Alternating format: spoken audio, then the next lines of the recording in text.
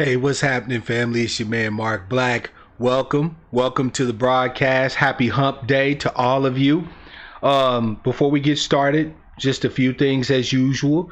If you're here, please pop your name in the chat. Let us know you're here. The rules is if you're here at the house, knock on the door. You don't have to participate, but let us know you're here so we can shout you out, right? Because we show love to everybody who shows up, regardless of detractors, haters, lovers, fellow black sheep. You're all welcome. So, second of all, please make sure to check the description field of every video. There are links to resources there, all sorts of good stuff. A lot of stuff that'll help you understand not just what we're fighting for, but why we fight. And more importantly, fam, if you haven't done so already, please consider helping a brother out, supporting a brother, right? You know, I'm not one of these people that tend to beg. I'm going to offer my work and my services regardless of who pays or who doesn't, right? But it's definitely helpful and appreciated. So today we're going to talk about thinking, because that's kind of been on the vein that we've been on. But before I get into the topic, fam, let me do my usual and go through and give everybody their greetings here. I've already greeted the sister Pretty Muslima. I've also greeted Miss Virgo and Shani. Welcome to the broadcast, and happy hump day to all three of you. Dark Child, good evening. Welcome to the broadcast. What's good, Monty? How you feeling, brother? It's good to have you at the broadcast. Cool Unc is in the house. Karis the Liberator, love that name. Be one to you as well, fam. So, fam, as you pop in, just make yourself known, and I'll definitely make sure to give you your greetings.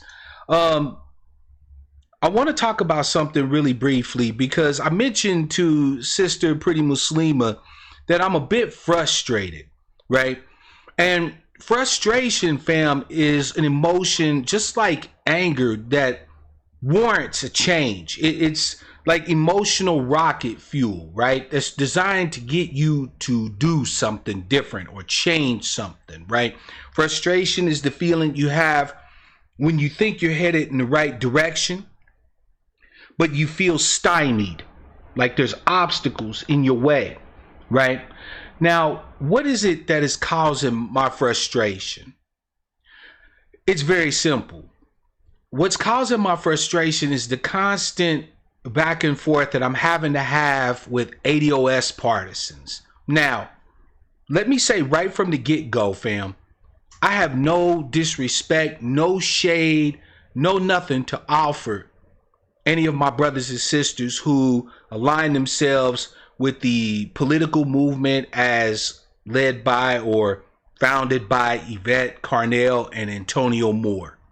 I have no personal animus whatsoever toward Yvette Carnell and Antonio Moore. As a matter of fact, I've often mentioned my esteem that I have for both them, as well as, you know, people who align under the hashtag ADOS. But I have noticed that recently, since I've started asking questions about different things and making my lack of support for certain strategies clear, I've had to face personal attacks. I've had to face constant questioning of my motives, maligning of my character, and so on and so on. Now, here's the thing that actually frustrates me, right? Because I'm pretty thick-skinned, right? You can pretty much come on my channel and call me everything but a child of God, and I usually won't get mad at you. What frustrates me is the clear lack of willingness to truly engage with me. Shout out to my family, Darker Visions is in the house, and Agent Smith is in the house as well. Happy hump day to you both, and welcome to the broadcast. Sister Christine, beloved, welcome to the broadcast. Happy hump day to you. You see, fam, anybody who knows anything about me, right, understands one thing if they understand nothing else. I am not afraid of ideas. I am not afraid to discuss stratagems, tactics, ideas, ideologies, so on and so forth. I'll discuss dogmas. I'll discuss theology. I'll discuss pretty much anything with anybody. And I do it with an open mind, meaning that should you present the evidence to convince me of the rightness of your position, when you leave the discussion with Mark Black, you can leave it assured that Mark Black thinks the same way as you. I am intellectually honest. I try to be intellectually rigorous. And most importantly, I try to respect the intelligence of everybody that I engage with. So if you know nothing else about me, you know these things. I have been consistent every step of the way. So when I see that people are not fair dealing with me, when they are bad actors, when they refuse to use even the most basic logic, when they refuse to adhere to rules of decorum, of intellectual honesty, when they consistently straw man my position, propping up something that I never even said, putting words in my mouth so that they can attack that and knock it down. When I see them being disingenuous, when I see them attacking me rather than attacking what I said, I have to acknowledge the fact that that is a discussion, a conversation we can't have.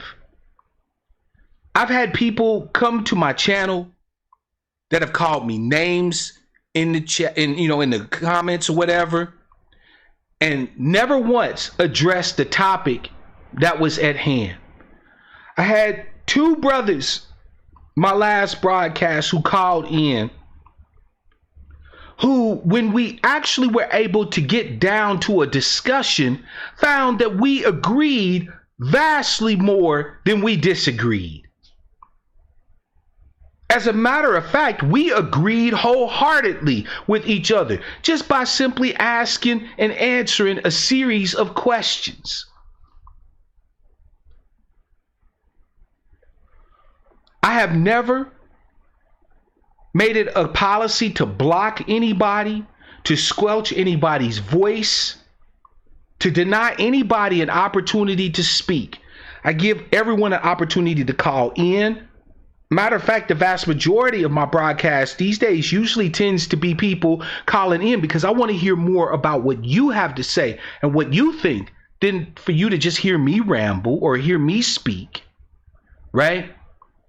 But at the same token, those who will not adhere to basic decorum, those who refuse to use their brain computer, those who are arguing in bad faith, maligning my character and assuming I'm coming from a place of malice rather than a place of true, honest inquiry, I can't ride, and I won't.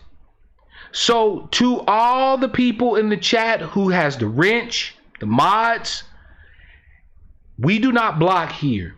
But anybody that comes here being disruptive, and I'm going to define what disruptive is. People who are off topic, people who are trying to get me to, by making little digs at me or whatever the case may be, trying to get me to respond to whatever little topic it is that they want to address or whatever the case may be. People who won't call in, but will blow the chat up with comment after comment after comment on some fuck shit, time them out. And keep timing them out until they decide that they don't want to be a part of what we doing over here no more. Everybody has a point beyond which they cannot be pushed. And I have reached the point beyond which I cannot be pushed. If you have something that you want to discuss with me, with the family, you are welcome. Everybody knows that this is a place for all people who share our lineage to come. By the way, shout out to Sister Tiffany. Thank you so much for that. I appreciate you, and hi to you as well.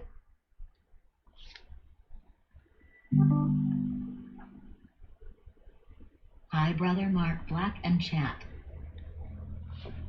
If these people cannot show basic decency, basic respect, actually argue from a position that the person that they're having the discussion with means just as well for them as they expect the other person to mean for them, right? If they can't see that, we can't have a discussion. If they running off at the mouth, making unfounded assertions, presenting no evidence, establishing clearly that their brain computer code is flawed with this fallacious thinking, we can't have them. And it's not because we can't help them. It's because they have no desire to be helped. It's not because we can't have a discussion with them. It is because they have no desire for discussion. What they want is a fight. And what they want is to be right by any means necessary. We don't have that here. Rightness, wrongness, valid, false, all that stuff is determined through conversation, through discussion, through the presenting of evidence. Shout out to my beloved brother, Black Dollars University. Brother Travis, I see you. Happy Hump Day to you. Hannibal, greeting, fam. Welcome to the broadcast. So, I'm done with being frustrated. I'm done with having to constantly defend attacks on my person on behalf of people who won't come and defend themselves, right? My platform's open. If there's anything that I say about Antonio Moore or Yvette Carnell or Jason Black or anybody else that you might find yourself to be a partisan of, they are more than welcome at any time to come and approach my broadcast and address any concerns with anything I've said here. They don't need you to defend them. And more importantly, you can't defend them. Why? Because it wasn't you that said what was said, or it wasn't you that espoused what was espoused. Many of us, because of our partisanship, are not following any original thought at this point. We've shut down the brain computer and like good little worker bees are falling in line. If that's your thing, I respect it. If that's your thing, have at it, Hoss. But for those of us who still want to ask questions, who have a spirit of honest inquiry, who have not shut off our brain computers and are willing to examine things critically, fairly, but critically, you're in the wrong place if that's not you. Simple as that. I want to address your comments in my chat. Your comment will sit there. If you comment on my page, your comment will just sit there. And I'm going to ask the black sheep, do not go at these people. Mark Black does not need defense. Don't go at them. Don't disrespect them. Don't throw shade at them. Go one better. The opposite of love isn't hatred. It's indifference. If they cannot show us respect, if they want to bring toxicity to this platform that we all work so hard to maintain and build, wipe your hands with them. We can't make peace with everybody.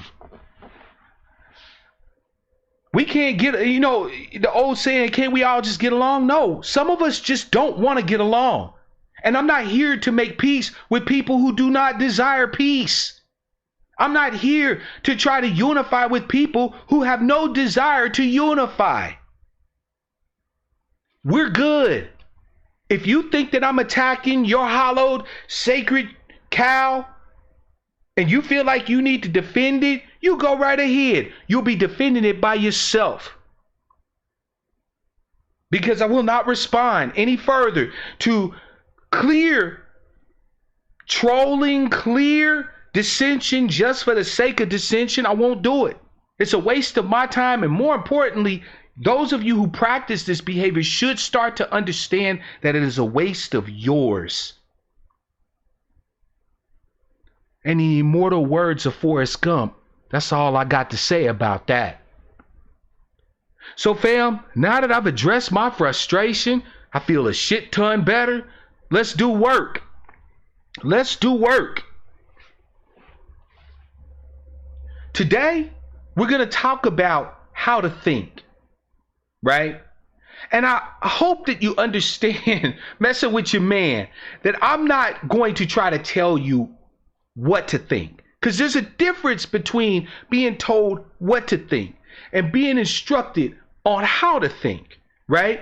Being told what to think is easy. I can just spout off any blind, unsupported assertion or opinion.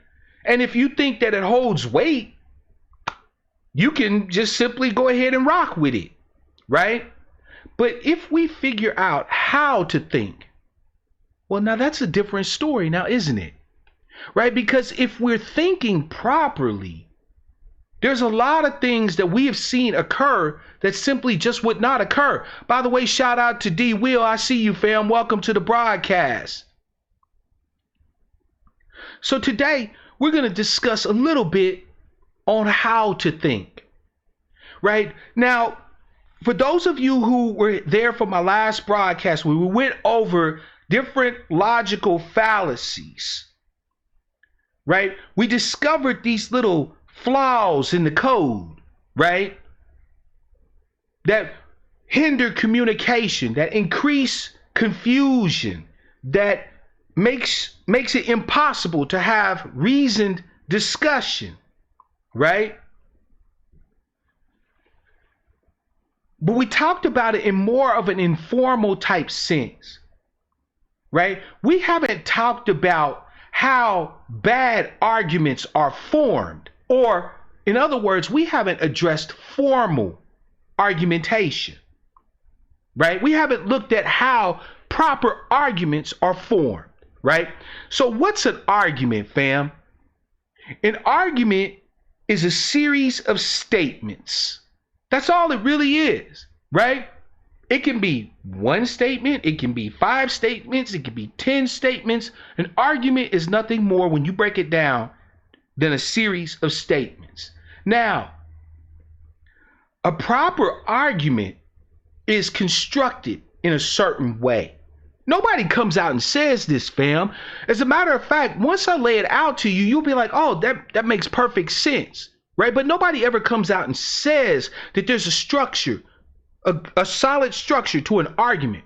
But there is. By the way, shout out to producer and Black First is in the house. Welcome, family, to the broadcast. Missed you, Black First, by the way. Glad to see you back. A proper argument is usually framed with a series of statements that ultimately lead to a conclusive statement, right? So those series of statements are what referred to in philosophy as premises, right? I'll type the word in the chat. Premises. That's plural for premises, right? A premise is simply a statement. You feel me? It's a statement, okay? Ultimately, however, you'll make a series of statements that ultimately lead to a conclusive statement. Like if I say something to you like, all dogs have fur. Shireen is a dog. Therefore, Shireen has fur. I just formulated an argument that constituted 2 premises and a conclusion. We usually can tell a conclusion because it'll say something like, therefore, or, well, then that means, or something like that, right? It's conclusive. Your premises build up to a conclusion. And that is the basic structure of an argument, fam. Try it yourself. Like in your everyday conversation, I want you to start looking at how people discuss things, and you will find that the vast majority of the time they will make a series of statements that can be evaluated, right? That can be examined and looked at. And then ultimately they will say something that concludes their statements. I know pretty Muslima, nobody likes philosophy. And I'm going to try to keep this philosophy light. But there's a couple of things that philosophy helps us with when it comes to addressing how to think, right? A lot of the reason why people are able to be taken in by fallacious ideas, thoughts, teachings, and so on and so forth is simply because we don't understand how their arguments are formulated. And so we let bad stuff get in, right? So an argument usually constitutes premises and a conclusion. Now, this brings up an important ass topic, right? How do we know that an argument is a good argument? Well, let's take a look at a couple of things. The first thing that I want us to look at, fam, is I want us to look at the concept of validity. That's right, validity. See, because we're very kind, because we like conversation, we tend to labor under the apprehension that everything people say comes from a basis of validity, right? That everything that people say, like we have a tendency to think that what we say makes sense, that it should be respected or upheld or, or worthy of looking at, right? But when we start to understand what validity truly is, you'll find that a lot of the shit that people bring up, fam, just isn't even worthy of addressing. Like, they don't get to fucking speak. And this isn't being an elitist schmuck. This isn't saying that they can't come back and actually contribute something to the conversation. But this means that not everything that comes out of somebody's pie hole is worth even giving any credence to. When we think of validity, fam, we usually think of, well, you got a point. Right? Like, we think of validity in a sense that I can agree with that. But validity actually has a very specific use in philosophy. An argument, fam, is valid when the conclusion is supported by the premises, if they are true. Okay? Validity is conditional, right? Validity says that if the premises are true in this argument, then the conclusion must be true. You feel me? That's a valid argument, right? Now, understand something, fam. Validity says nothing about the truth or falsity of any of the statements made in the argument. Validity doesn't have shit to do with any of that. All right, sister, thank you so much for joining us for a while. I appreciate you.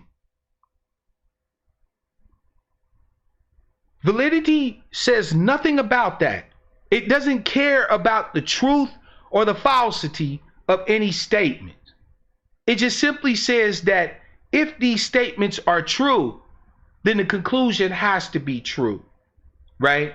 The conclusion has to be supported by what the premises say.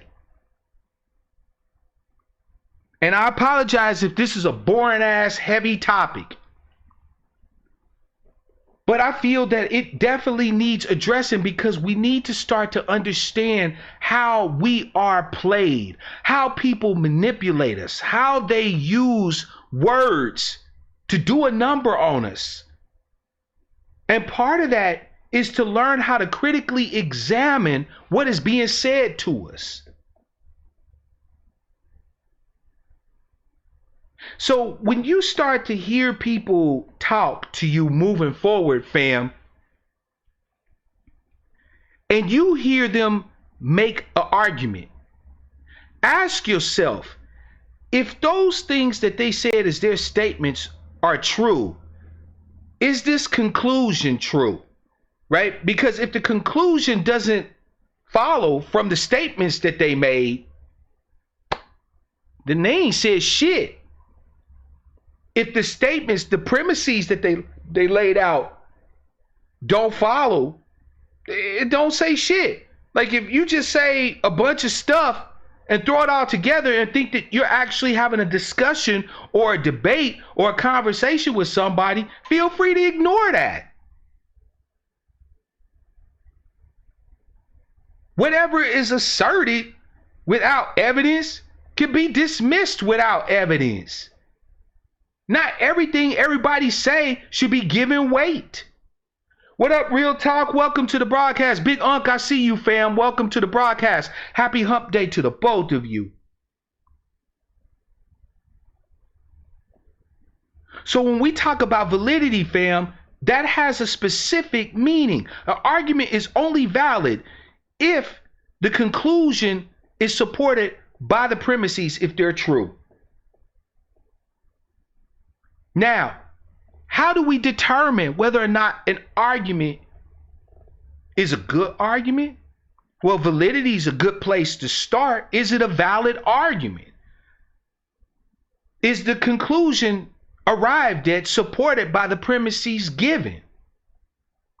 But that's not the end point, fam. That's not the end point.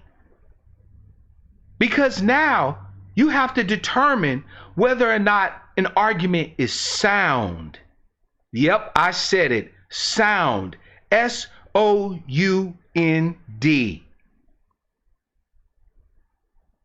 When we talk about discussion colloquially, right? Colloquially, we conflate soundness with validity. But they're not the same. What is a sound argument?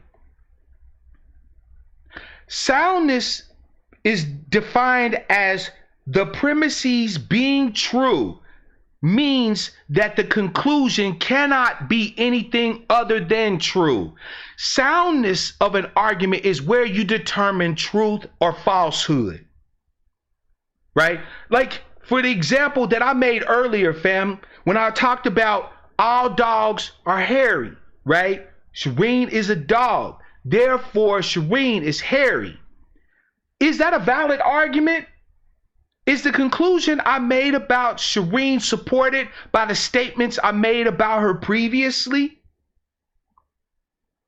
Pop a one in the chat if you think that argument was a valid argument.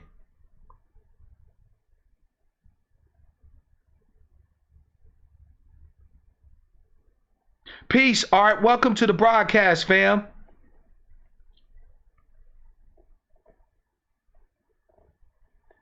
If you thought that argument that I made was valid, pop a one in the chat. Stakes is high said not at all. 2. All right.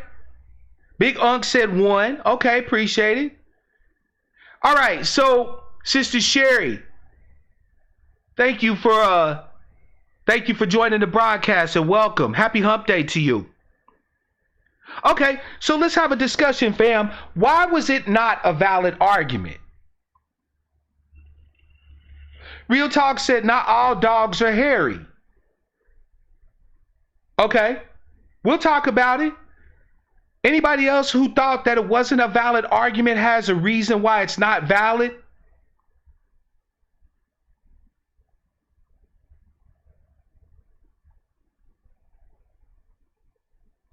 I'll wait for you in the chat.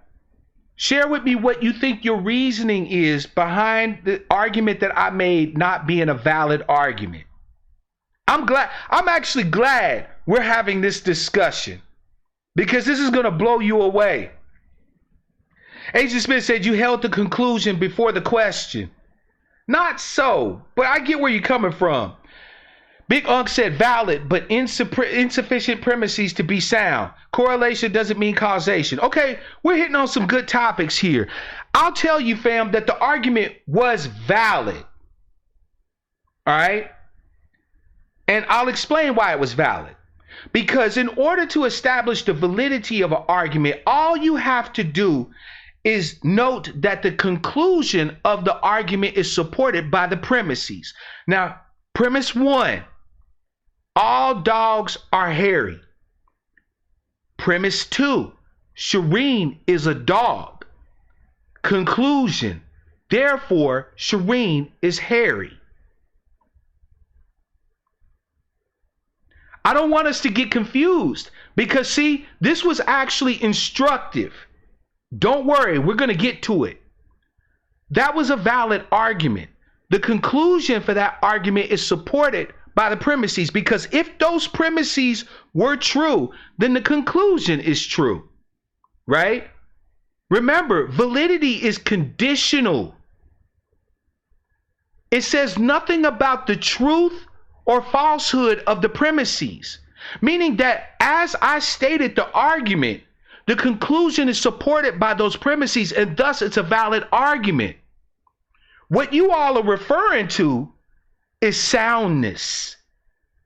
I'm glad we did this, fam, because this is exactly what we need to know, right? We conflated soundness, which does address the truthness or falseness of the given statements in an argument. You feel me, fam? You seeing the difference now? Validity says nothing about the truthness or falseness of any of the premises given in the argument. It just simply says that if those premises are true, then the conclusion is supported by it. If the conclusion is true, boom, right? So if the conclusion is supported by the premises, and if those premises are true, it's a valid argument. There's a difference, exactly. There's a difference between facts and truth, fam. See, this is where a lot of us get tripped up. Because we'll hear people that sound authoritative. They sound like they're spitting the facts, right? And we think, well, if they're teaching us the facts, it must be true what they're saying. Not so. Because you can assert any statement. But in order to establish a truth claim, you have to present evidence. In order to determine whether or not an argument is sound, fam, it requires the application of evidence. Anybody can say something that seems like it makes sense, right? People use a lot of different valid arguments. But most of the time, our problem, fam, isn't with saying, well, that argument seems like it makes sense, right? But is it true? Because soundness says that soundness says that the premises are true, and thus the conclusion cannot be false. The conclusion can only be true, right? Look at the difference. Validity is conditional. It's saying if these statements are true, and this conclusion is supported by these statements, then the conclusion is true. Soundness says the statements are true, and thus the conclusion cannot be anything but true. We always want to try to find the soundness of arguments. But what ends up happening is that people using sophistry, wordplay, manipulation, preying on sometimes our lack of understanding, and so on and so forth, will formulate a series of statements that prima facie, right, on their face, sounds sensible, sounds reasonable. That's because an argument can be valid. It can sound reasonable, but it says nothing about the truthiness of it. Remember, fam, I told you we're going to talk about not what to think, but how to think today. We have had too long this idea that if it sounds like it can be sensible, that it probably is. But fam, critical thinking which is what we're discussing. Critical thinking, fam, requires that you critique arguments. The critical in critical thinking means to never accept anything just blindly. Never accept any assertions willy-nilly. To critically think means, fam, that any assertion, any series of statements given to you by anybody is always open to question, because your job isn't to determine the validity of the statements that they're making. Your job is to try to determine the soundness of the arguments that they're making. Because it doesn't matter how good everything sounds, right? It doesn't matter how wow, that sounds spot on. None of that matters. Critical thinking requires you to do your due diligence, to fact check, to accept nothing without questioning. So when someone comes to you talking about something in a political sphere, and they make a series of statements and then conclude with a particular stratagem, right? It may be valid. It may absolutely be valid. So once you've established validity in your mind, right? Once you said, okay, this sounds sensible, your job then is to probe for the soundness of what they're proposing, a soundness of what they're arguing. It's a two-part process, but we've been playing the game in our heads, fam, as if it's a singular process.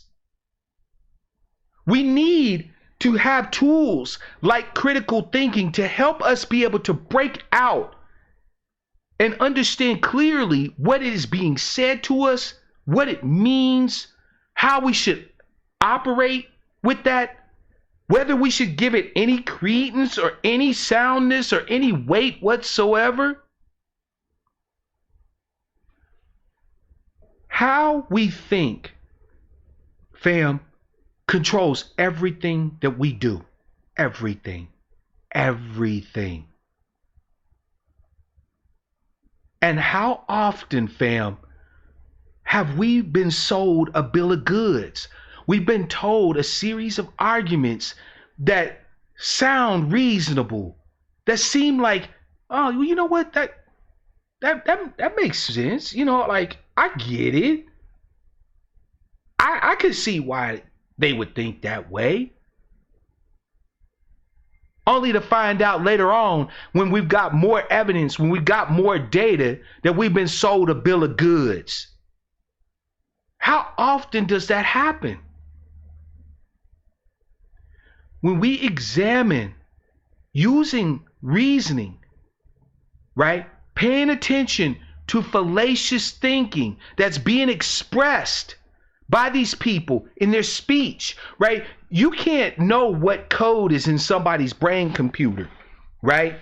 Until they open their mouth or get on the keyboard, right? There's an old saying that we got in our community that it's better to be thought a fool, like keep your mouth shut and be thought a fool, than to open your mouth and remove all doubt.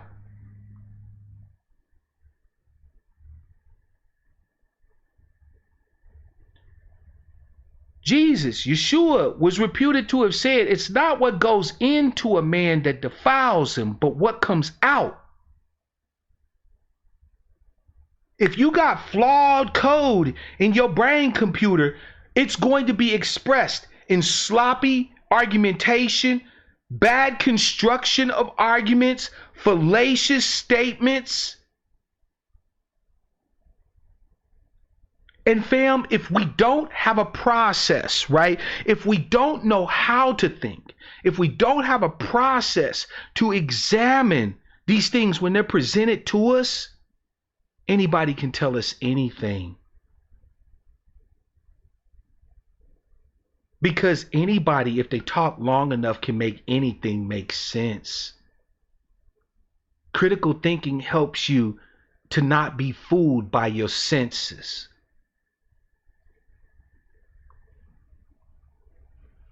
It's not enough for people to just come to you and say something that seems reasonable. It is up to us, you and I, fam, to examine what they're saying with a critical eye, to never accept anything blindly. Oh, you know what? He said, blase skippy woo woo. Okay, where's the truth in that? Oh, well, you know what? He said this previously. That don't even make sense. That I can prove that, I can disprove that. So his whole argument falls apart. Then you know who you can give credence to and who not. Then you know where to invest your time in discussion and where to just leave it be.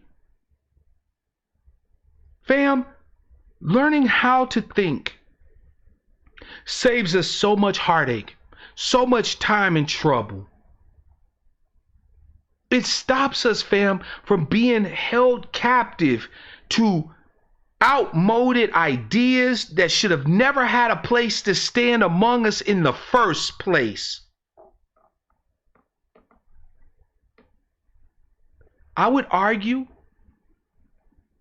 that we should be critical when it comes to everything, any and everything, to accept nothing blindly, to not let just anything reside in your brain computer, but to determine using your discernment, using your due diligence, doing research, figuring stuff out. Not everything, fam, will always be a matter of yes or no, right? In other words, truth can sometimes be fuzzy. But better you have done the thinking and the understanding to understand that there is nuance here, right? That there's a little fuzziness to it.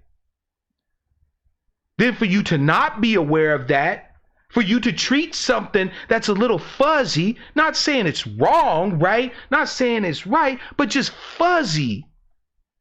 Giving something that's fuzzy the weight of solid, ironclad proof. Use your experience, use your knowledge, study, examine it, turn the argument around, right? Try to extrapolate from the argument its most absurd conclusions. Play with it, right? Let your brain computer do what it was born to do, fam. It wants to think. Why do you think that you have all these emotional responses to a lot of shit that people say? Why do you think that's the case, fam? You have these emotional responses because there is always a part of you that is looking to engage, looking to think. But when you refuse to do it, even though you don't understand why, you tend to feel some kind of way about it. How many times somebody's came to you and made statements or a series of statements that you were just sitting there like, man, I don't really know why I don't feel this shit, but I don't feel it. Like this ain't it. Because fam, most of the time, it's not it. What those feelings are telling you is that you have more work to do. You have more examination to make. You have more questions to ask. You got to pay attention to your first mind, fam. So do I. I can't speak for you, but I'm tired of being sold a bill of goods by people who claim to mean well for me. But then when we examine what it is that they're saying, what it is that they're offering us, what it is that they're teaching us, it's doing us more harm than good. By the way, shout out to Durable Goods, an unsunken one.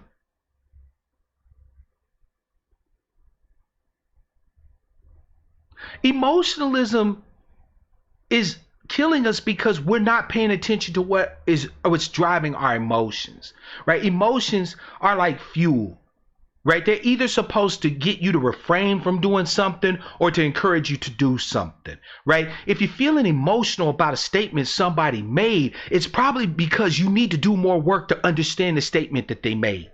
It probably means that you need to be asking a hell of a lot more questions. It probably means that you need to be doing a little bit more work to understand exactly what's been told to you.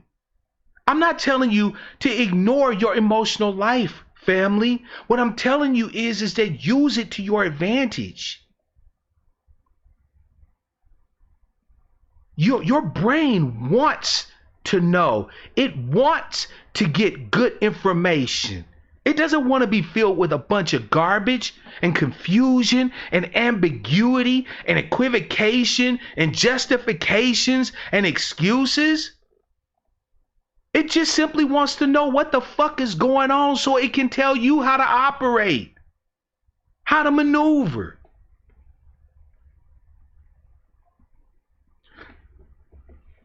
To reiterate, fam, before I open up the lines here, to reiterate, validity is only the first part of understanding arguments and statements made towards you.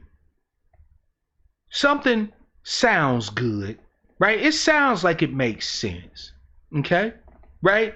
That's your early warning perimeter, right? That's saying, okay, so far, this sounds reasonable. That's when you step up to the perimeter and you make your examination. You turn on your flashlight and be like, who sent you? And you break that argument down like a double-barrel shotgun. And if it falls apart in your hands, then you know you don't even need to address it or pay it no mind. If upon examination, a series of statements, a series of assertions don't stand up to scrutiny, fam, that should tell you everything you need to know about whether or not you should let that into your head. And let me remind you of something else, fam, while I got a chance, right? While I have you here.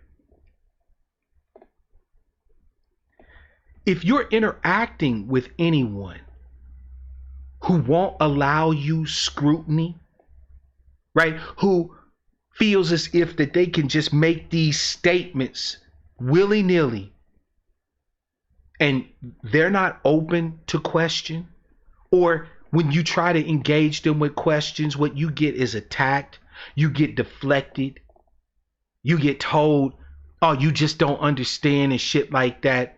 When you're dealing with folk like that, treat those folk the same way you would treat a bad argument.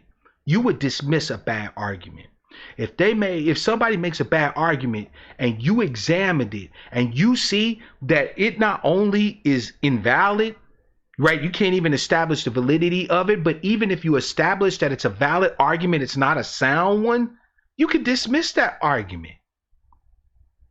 Well, if you have an interaction with people that will not allow you to examine what it is that they're saying, who give you pushback when you try to examine and do your due diligence, then just like that bad argument, those are bad people. Dismiss them.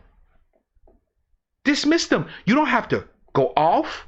You don't have to throw fire, shade, and smoke at them. You don't have to go nuts, right? You don't have to do none of that. You just simply be like, you know what?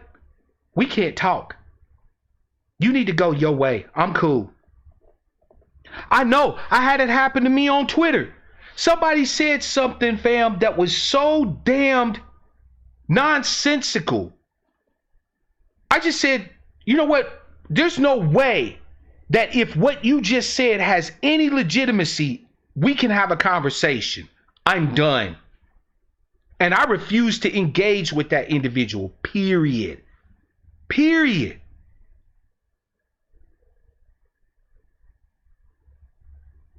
Critical thinking, fam, is not just going to help you in understanding what rhetoric, what messages, what propaganda is being used to talk with you, to discuss things with you, to be used against you, but it will also help you in your relationships with people too as well. Many of us find ourselves with toxic thoughts in our head because we've accepted bad arguments. We've accepted things that seem like they make sense, but we've never examined them. When we have bad relationships with folk, fam, bad relationships that seem like they make sense. They seem like they good folk. They seem like they have our best interests at heart. But then when you try to examine truly where they are and what they are, it breaks down. Critical thinking, learning how to think, fam, is going to benefit us in every area of our lives, not just in politics, not just in economics, not just in the legal system, not just in education, but in our social lives, in our connections with our friends and family. Fam, how beautiful is it to know that because of your willingness to think critically, to examine everything, that when you make a pronouncement, your family can count on it being solid gold. It gets to a point where they don't even question you because they know that if they question you, first of all, you've got answers. You've got reasons why you're establishing certain ideas, certain ways, certain things. How comforting is it to know that your people can love and trust because you've established a reputation for being fair dealing, for being honest, for being intellectually rigorous.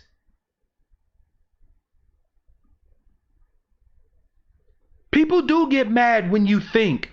That's because, fam, the most dangerous thing in the United States of America is a thinking native black person.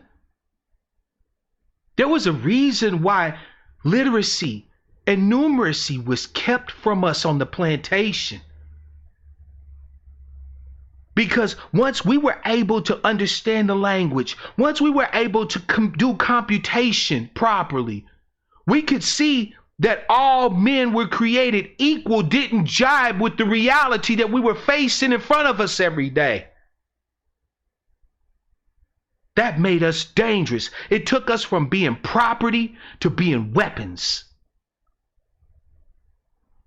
If we are going to get anywhere, fam, in this justice claim and any other thing that we as an ethnic group, as a lineage decide to do, I can guarantee you that anything we set our minds to do will only be enhanced by us learning how to think and using it not once, not twice, but each and every time with each other in engagements with our enemies and so on and so forth. I can promise you,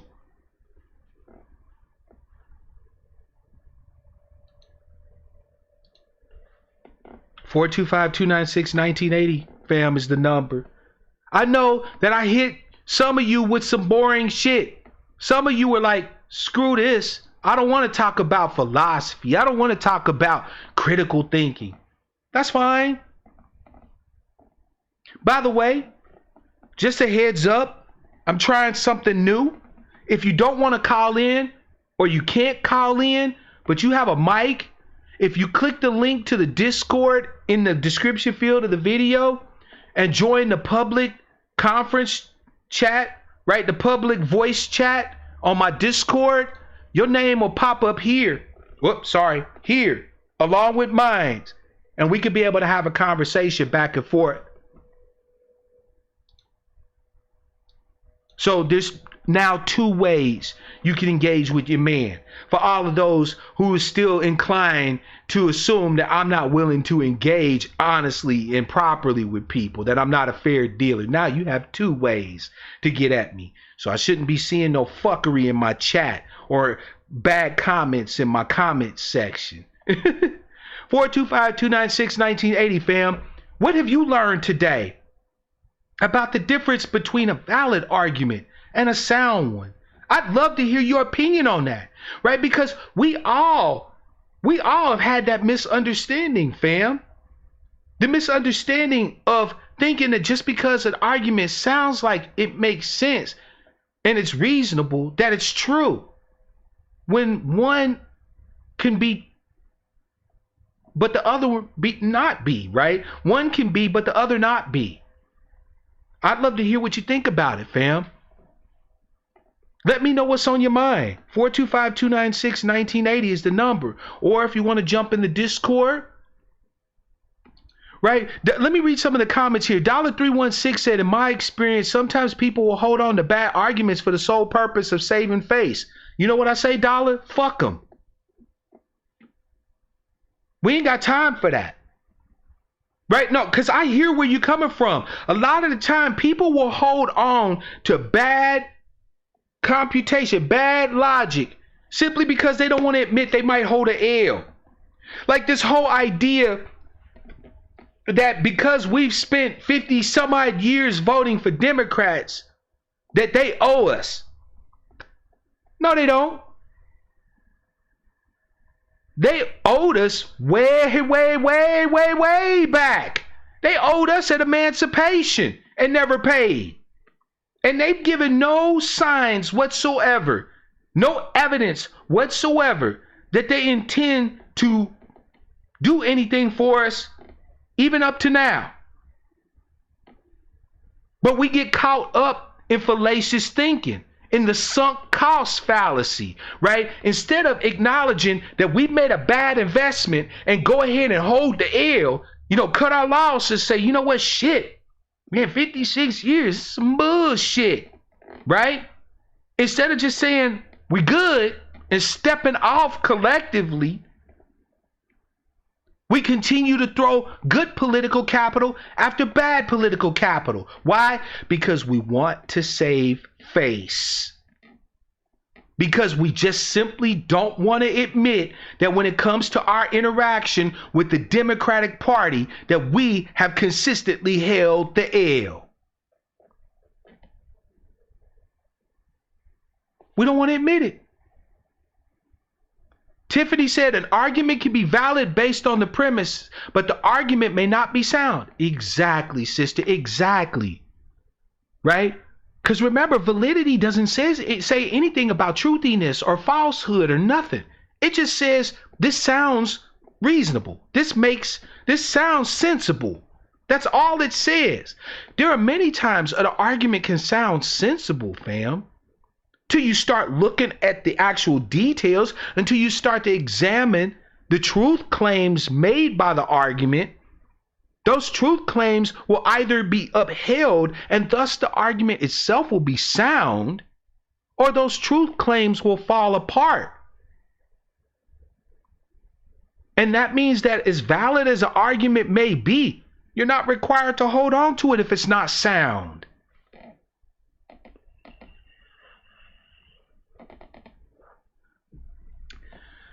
Let's keep going through the chat here. I'm waiting on a call, 425-296-1980. Tiffany says, usually the truth makes sense. Lies rarely make sense under inspection. True. I would absolutely agree, Tiffany. One interesting thing that I mentioned sometimes just sort of offhand, and I'm certain that some of you will appreciate it. There was a philosopher named William of Ockham who came up with this concept on how to determine whether or not something is more likely to be sound than not. You probably heard it referred to as Occam's razor, right? And Occam's concept was simply this, that all things being equal, the explanation that is most likely to be true is the one that does not require the addition of any additional items, right?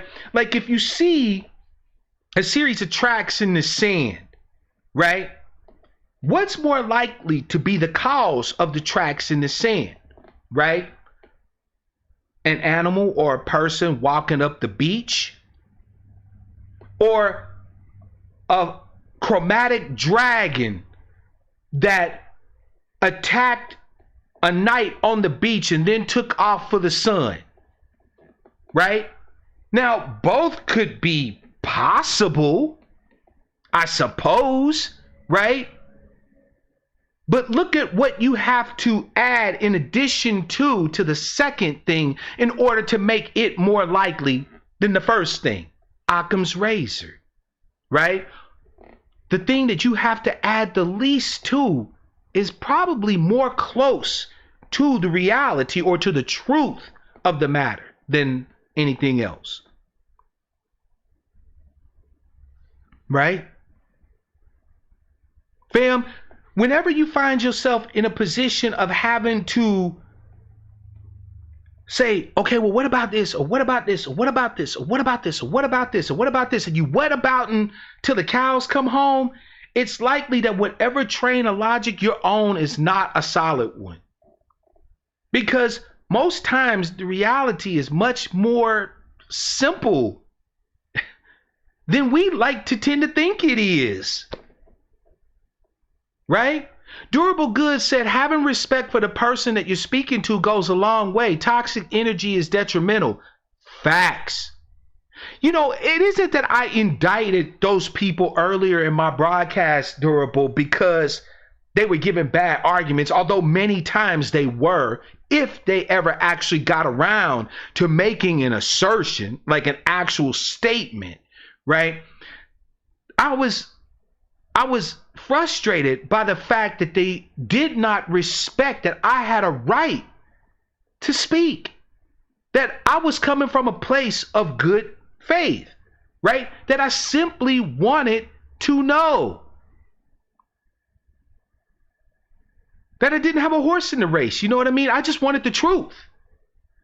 Afro Troop, you missed a little bit of philosophy class tonight, fam, but I know you're going to catch it on the re-up. You always do. Big Unc said, I was taught that Occam's razor at its core means that if it wasn't observed, it didn't happen. No. Occam's razor doesn't really talk about whether or not something is true or not. It talks about probability, right? Occam's razor says that a thing is more likely to be true the less that you have to add to make it true. Right? In other words, if you're having to pull all these disparate threads together in order to establish the likelihood of something occurring, then something that can be, like, for example, what's more likely to explain how rich people operate? That they greedy, or that they have a cabal that you enter in by blood rituals at the height of the new moon, where they organize together in groups like the Trilateral Commission, the Council of Foreign Relations, and the Bilderbergers. And I'm not saying that the second can't be true, right? But what's an easier explanation? Like, why assume that you need all this other stuff to explain why rich people operate the way they do when simple greed suffices? That's what Occam's razor addresses, fam. Unsunken One said the law of diminishing returns applies in relation to Democratic support. Facts. Matter of fact, fam, diminishing returns, I would argue that after 1964 through 66, we should have been looking at what other political moves we could make. From that point on, it was kind of clear that they weren't really going to do much of anything else. I mean, there was a little bit of movement toward, like affirmative action and stuff in like 68 and things like that.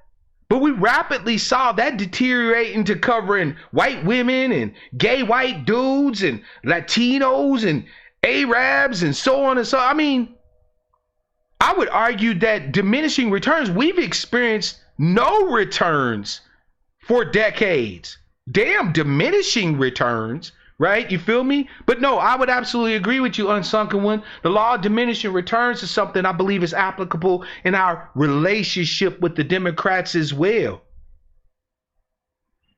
Quentin Mayo said you have to do lots of footwork on the second one. I think what you're saying, Quentin, is like if you on the second explanation, exactly, you got to do a bunch of shit to establish whether or not that's more likely. But then you already have a simpler explanation that would suffice just fine to describe the situation, to describe the behavior, right? Why go to the big conspiracy theory thing when you already have a simpler explanation that still covers the same phenomenon? You feel me? Real Talk said, deep topic tonight. I feel like I have a paper to write. I feel you. Let me go back through some of the chat here.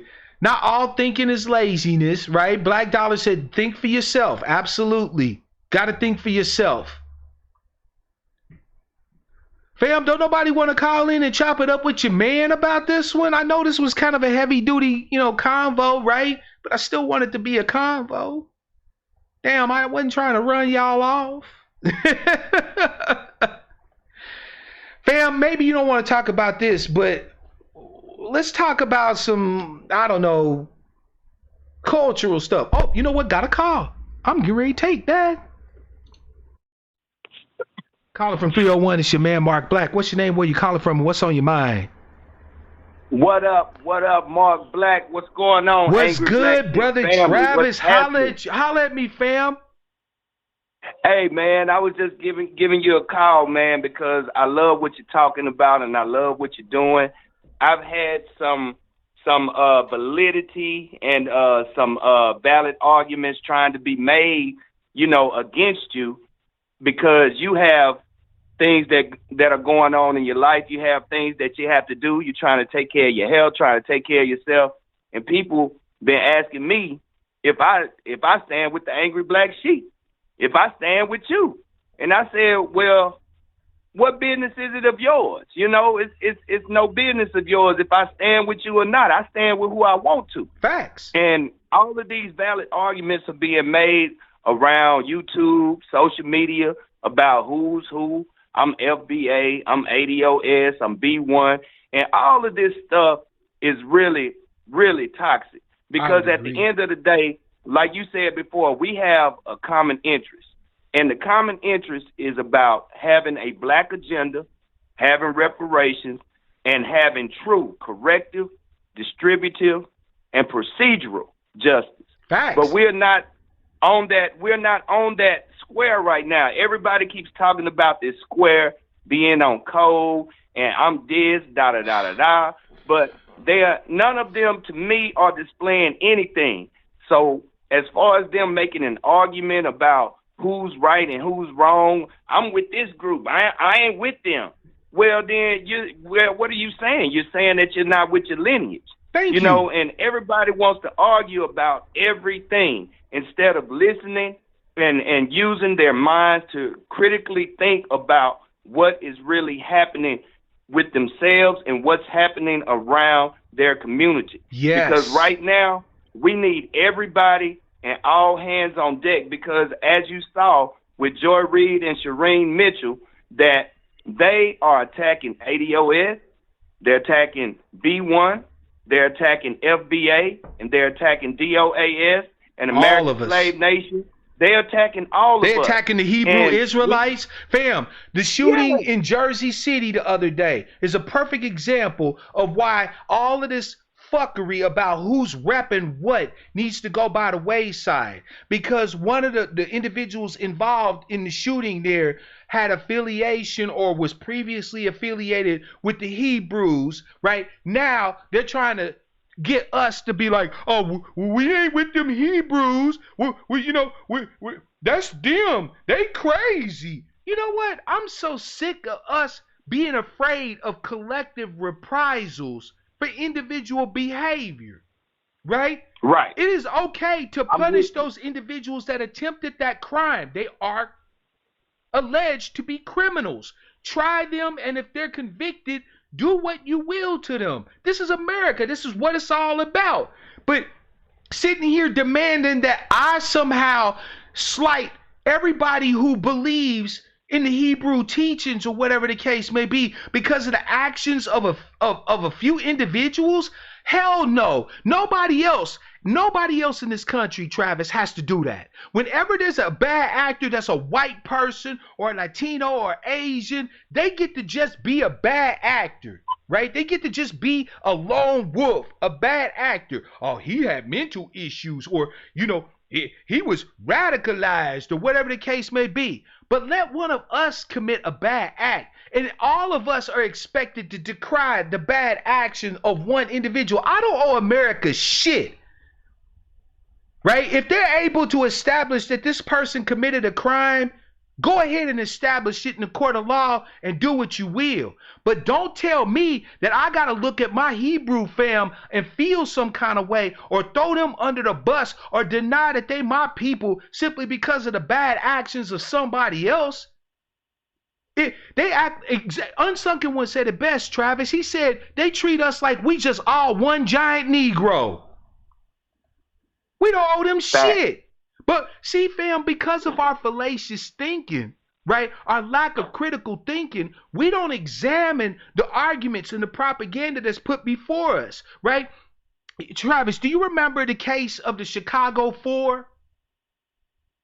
Yeah, and I remember about the Philly 9 too. Right. Okay. So you remember the Chicago 4 though, in particular, because that's the one that I remember like the best. It's the closest thing that I remember.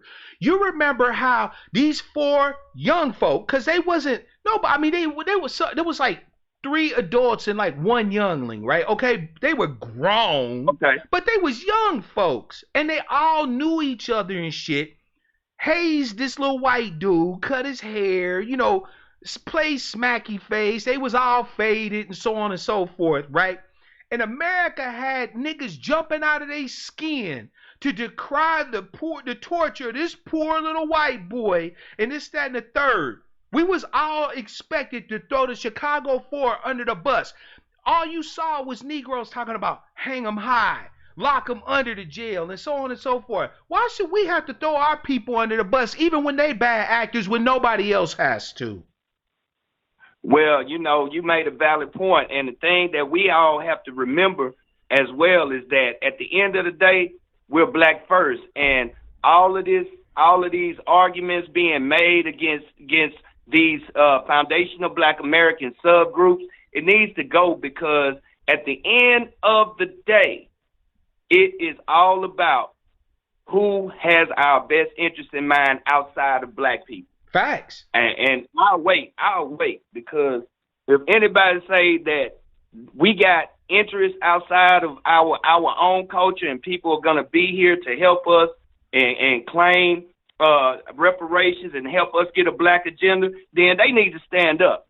But as far as I'm concerned, FBA, ADOS, B1, we all the same. We are our only defense. And that's what I don't understand, where people are, man, you this, or why are you saying this? You supposed to be ADOS. Tariq said this, and Jason Black said this. I already made my peace. I told Tariq, I'm not an agent. That's the only problem I had with Tariq, is that he called people that's in ADOS agents. I'm out here on the street. I'm out here helping our family, helping our community. Yes, and sir. I'm doing great things and building things with FBA. I'm building things with B1 Brigadiers, and I'm building stuff with the American Descendants of Slavery. But you know what though, and Travis? I'm doing stuff with Dr. Darrell. They would love you if you chose a side. That if you really want to know why I'm getting disrespected after months of solid advocacy, after months, this whole channel basically has been dedicated to advocacy for our justice claim. But do you really want to know why I'm getting shade? Every step of the way, fam. You know why I'm getting shade, why I'm getting disrespected, why I'm getting my character attacked and so on and so forth? Because I won't say I rep ADOS. Oh, B1, fam. That I show love to everybody. If you come here and you say B1 to me, I'm going to say B1 to you. If you say ADOS assemble, I'm going to say shout out to you, ADOS assemble. If you say FBA, I'm going to shout out FBA and show you love. Why? Because we all the same lineage. If the America's going to treat us like one big Negro, then why don't we treat each other like one big Negro? Now, what you just said right there, Mark Black, now that's a sound argument. I appreciate that, fam. I really do. I think so. I love you, man. Hey, shout out to the Angry Black Sheep. Hey, family, we appreciate all the support that you give us on our YouTube platforms. We're here to do the advocacy, but y'all know me. I'll come offline and see your ass. So y'all don't never think I won't come offline. But being able to do this advocacy, it is a wonderful, wonderful privilege. And thank you to everybody. And yes, sir. Keep up the great work. Do not let anybody tell you that you have to choose which foundational Black American subgroup that you want to be. You can be all of them. Exactly. Because at the end of the day, being a proud Black American is your birthright, and our ancestors, they paved the way for us, and if it wasn't for them, good or bad, we would not be here. And y'all remember that. Hey, yes, always, Black power is Black real. power, yes, sir. Black Thank you. Empowerment is eternal. With that being said, Mark Black, I say, family.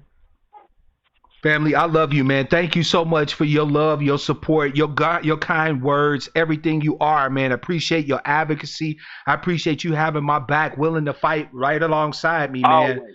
I appreciate it. Always. Thank you, brother. Later. Peace. Yeah, family, our ancestors didn't die for this bullshit. They didn't die so that we can personality worship and rep a set. I didn't sign up for political advocacy and economic advocacy and legal advocacy and educational advocacy and entertainment advocacy and all of that for my people just to rep a set. If you feel some kind of way about the fact that I can't support ADOS, the hashtag ADOS political movement as it stands, if it makes you feel some kind of way, bring your arguments. I'm open. I was supporting it. I was a supporter of it from day one. And if I am not supporting it, assume that I'm not acting in bad faith, that I have reasons. And if you can't convince me with the evidence that my reasons don't make sense, then fall back. I'm not telling ADOS people what to do. If they want to vote down ballot and they say, I mean, the brother said that Antonio and Yvette were the MLK of the new civil rights movement and said they were monarchs. I didn't knock that brother. I thought it was very strong language, and I said so. But that brother's entitled to feel however he wants to feel. He's entitled to think however he wants to think. Just as I am. And I'll be damned if anybody tell me that I can't advocate for my people because I won't claim this moniker or that moniker. I claim my lineage. I acknowledge my lineage, my unique heritage. I acknowledge that I'm the living evidence of the greatest crime committed in the United States of America. I'm also the living evidence of the power of my ancestors to overcome the crucible, the killing fields of the slave plantations, the travesty of the breeding plantations, the strange fruit of Jim Crow. I don't need to put a hashtag on that. I don't need to espouse somebody else's particular political ideology or philosophy to hold and cleave to that. To be willing to fight to uplift that, to see that rise, and to get its due. Let's talk about it, family. 425-296-1980 is the number. I think the sister Tiffany says she wants to talk about it. Call me, sister. Talk about it. Caller from 903. It's your man, Mark Black. What's your name? Where you calling from? And what's on your mind? Hello, caller from 903. It's your man, Mark Black. Caller, can you hear me? She wants to talk about it. Call me, sister. Talk about it. Okay, give me a call back, caller from 903. Yep, Shawnee said factionism is what did us in back in the day. That's true as hell. You got the Black Panther Party beefing with the US movement. You know what I'm saying? You got MLK beefing with Malcolm X. I support any of your efforts toward pressing home this justice claim. I may not always agree. At this point, I don't agree with Yvette and Tone. And I made it clear that I don't agree with them. And I can't ride. In this particular political advocacy, I'm opting out. It's not where I think we need to go. And I have every right to do that. But you will never hear me shit on them. I have no animus toward them. I encourage them. I wish ADOS, hashtag ADOS, nothing but the best of luck. Caller from 903 is your man, Mark Black. What's your name, where you calling from, and what's on your mind? Hey, Mark Black. It's Black Man 903. Black Man 903, fam. What's good with it? No. Great show as always, man. I really mean that. Why didn't you become a teacher? I mean, I am a teacher, fam. I mean, seriously, like a professor at an HBCU or something, man. Oh man, you honor me, man. You really kill me because when you speak, man, you have these topics and people are listening, and it just kills me, anyways. No, fam. But I wanted to say something today. I was watching that Roland Martin, mm-hmm. and he had put a statement out about that Tom Steyer, is that his name was Tom Steyer? Yeah, Tom Steyer. Tom Steyer had talking to black men. He's talking directly to black men. So I go for debate, and I watched it, and that he didn't say anything. That was a damn line what Roland put out, right? Mm-hmm. But this is the one thing I did have a question about, right? Yeah. The one question I have is that he put $100 million in ads. $100 million in his ad campaign, right? Mm-hmm. If he took that $100 million and put that in Flint's water crisis right now, don't you think that he would get the black vote then? You know, don't you think if these politicians would take this money that they're doing all these ads for and stuff, because they always start saying, we're the biggest voting bloc, we're like at an 80 to 90% voting bloc for them, so why wouldn't you put 80 to 90% of your money into that bloc then? You know, the thing is, fam, is like I said, in my humble opinion, right, and I've tried to develop this opinion based off of analysis, right, being dispassionate as hell about it, right, I don't want to have no feelings involved when I say this. The Democrats are done for us, at least right now. Like, that may change sometime in the future, right?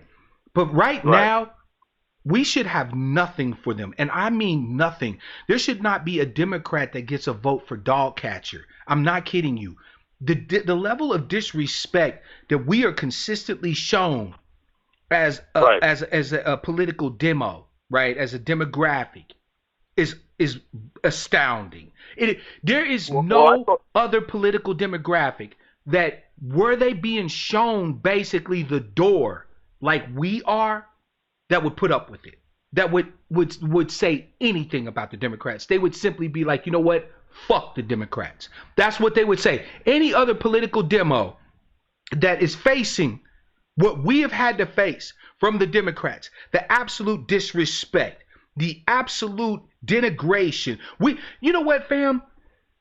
I think it's mind-boggling that Shireen Mitchell can say on national TV with no pushback except from us that if black people ask for anything tangible in return for our political capital, that we're suspect.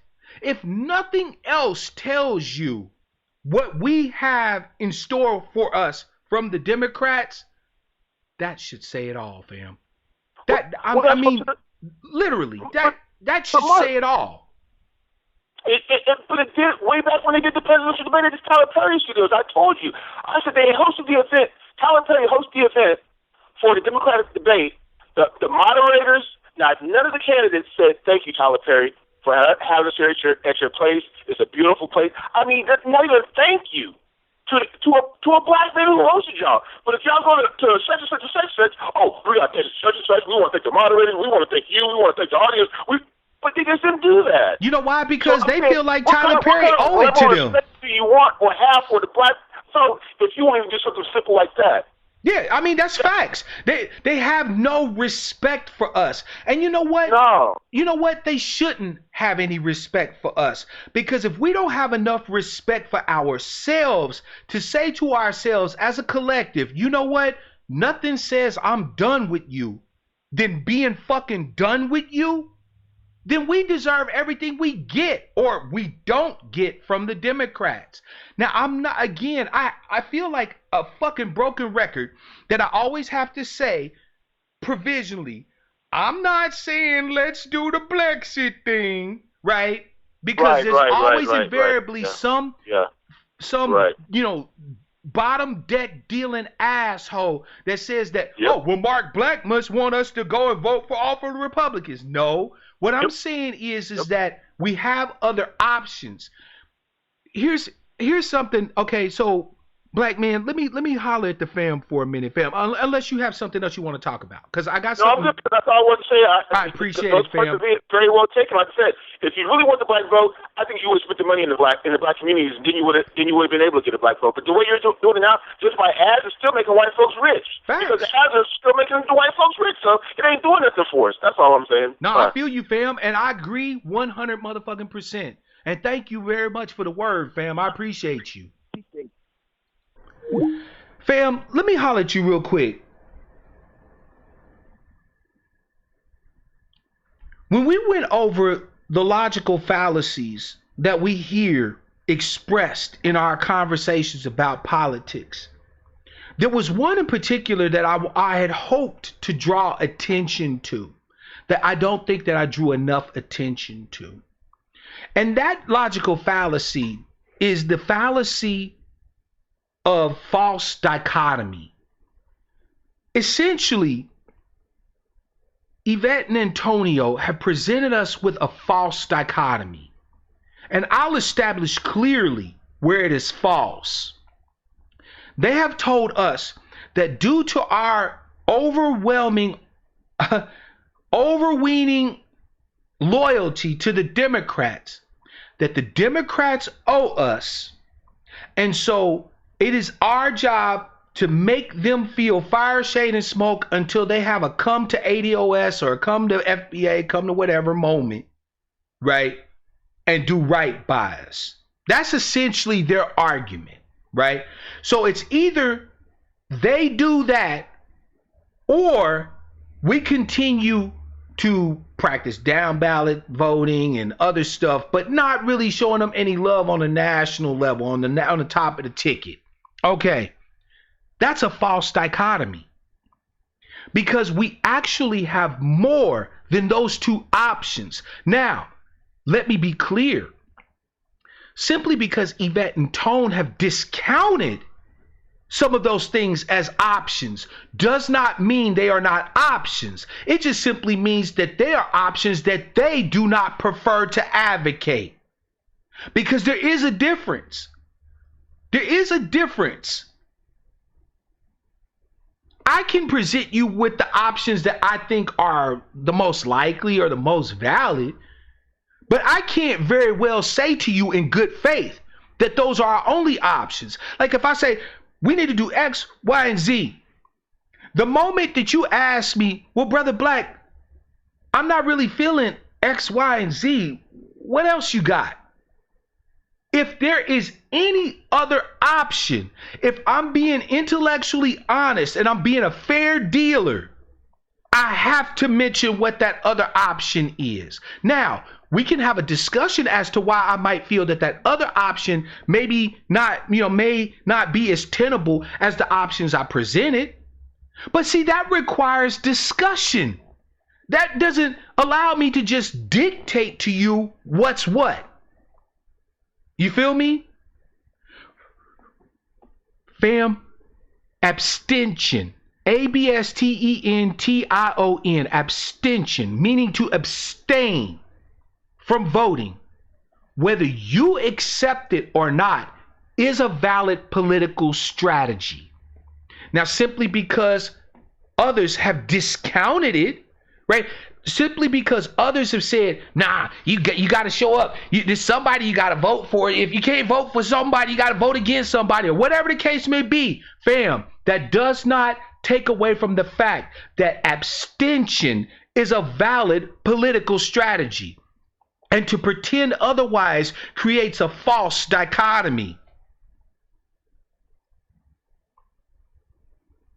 Yes, engaging with Republicans is also an option. Now, simply because others have discounted it for various reasons does not mean it is not an option. It just simply means that these individuals discount it, that they don't give it as much credence or as much weight. But to pretend that it is not an option for black voters is disingenuous. It's a false dichotomy. Abstention combined with political advocacy using political action committees is also an option. Right? But you don't get to tell people that because they abstain from voting that they're avoiding the work, that they're not doing politics. If I put a cup in front of you that has methanol in it, methanol alcohol is poisonous as fuck and metabolizes in your system as formaldehyde, and it will kill you. Okay? and I present you with a cup of strychnine, who in their right mind would reasonably argue with you that, well, hey, you know what? Okay, you can't vote for methanol. Well, vote against strychnine. What? Like, I presented you with two shitty ass options. A really good choice to make at that point would be to abstain from drinking from any glass that I presented you with. That's facts. The Democrats have shown us clearly their disdain, the disrespect, and the unwillingness to move even the tiniest bit on anything that could be construed as something specific for us. And we have had no real engagement with the Republicans, so they're not even looking necessarily to get our vote. So how then is abstention and utilizing non-ballot options to move the political needle, how is that not a political strategy?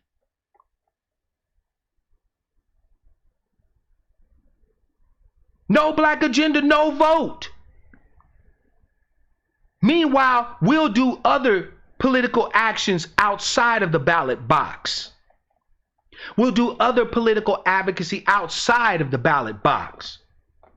How is that not a political strategy? How do you get to straw man somebody who's saying, you know what, no black agenda, no black vote, and say, oh, well, that's just work avoidance. You got to show up. You got to stand to be counted. What the fuck for, man? Like, seriously, why do we have to stand up and be counted? But everybody else can say, fuck voting. I ain't voting today. What is it that we actually stand to gain by participating in the process that we haven't gained by saying no?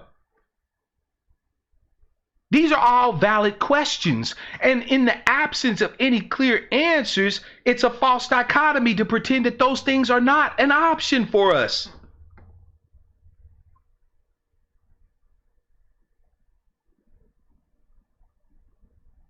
Why should we, like Dr. Miles said, why the hell should we concern ourselves with what America thinks? We've muled for everybody. If we took off 2 election cycles and only had 6% of niggas vote, that's our business. Haven't y'all gotten enough political hay out of us? I'm not saying I advocate for abstention, but what I am saying is I sure in the fuck understand those who wish to abstain.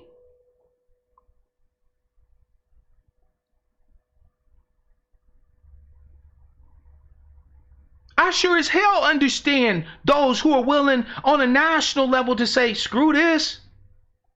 Y'all ain't offering us nothing, so you gets nothing.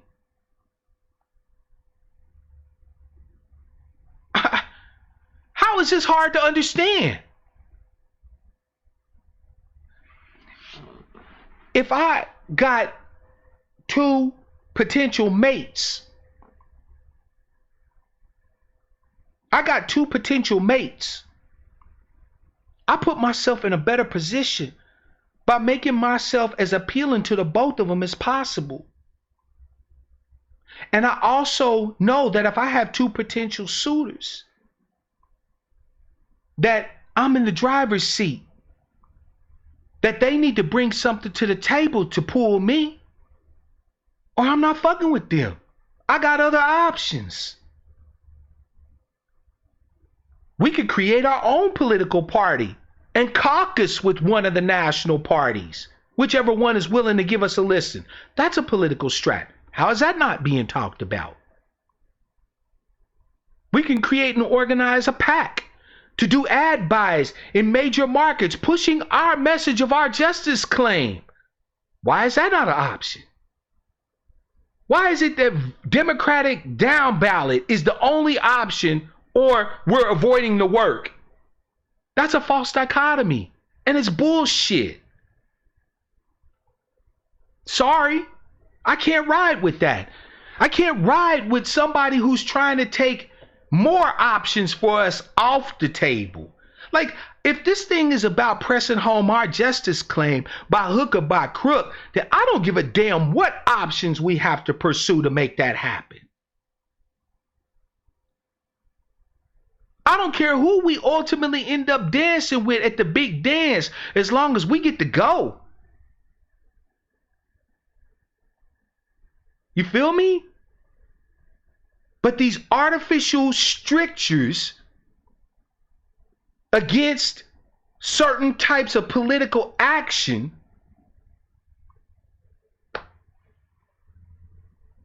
well, what do you expect is going to happen when you're only being presented with two options artificially? When you've been only presented with two options and neither of those options work for you, what is it that you're supposed to do?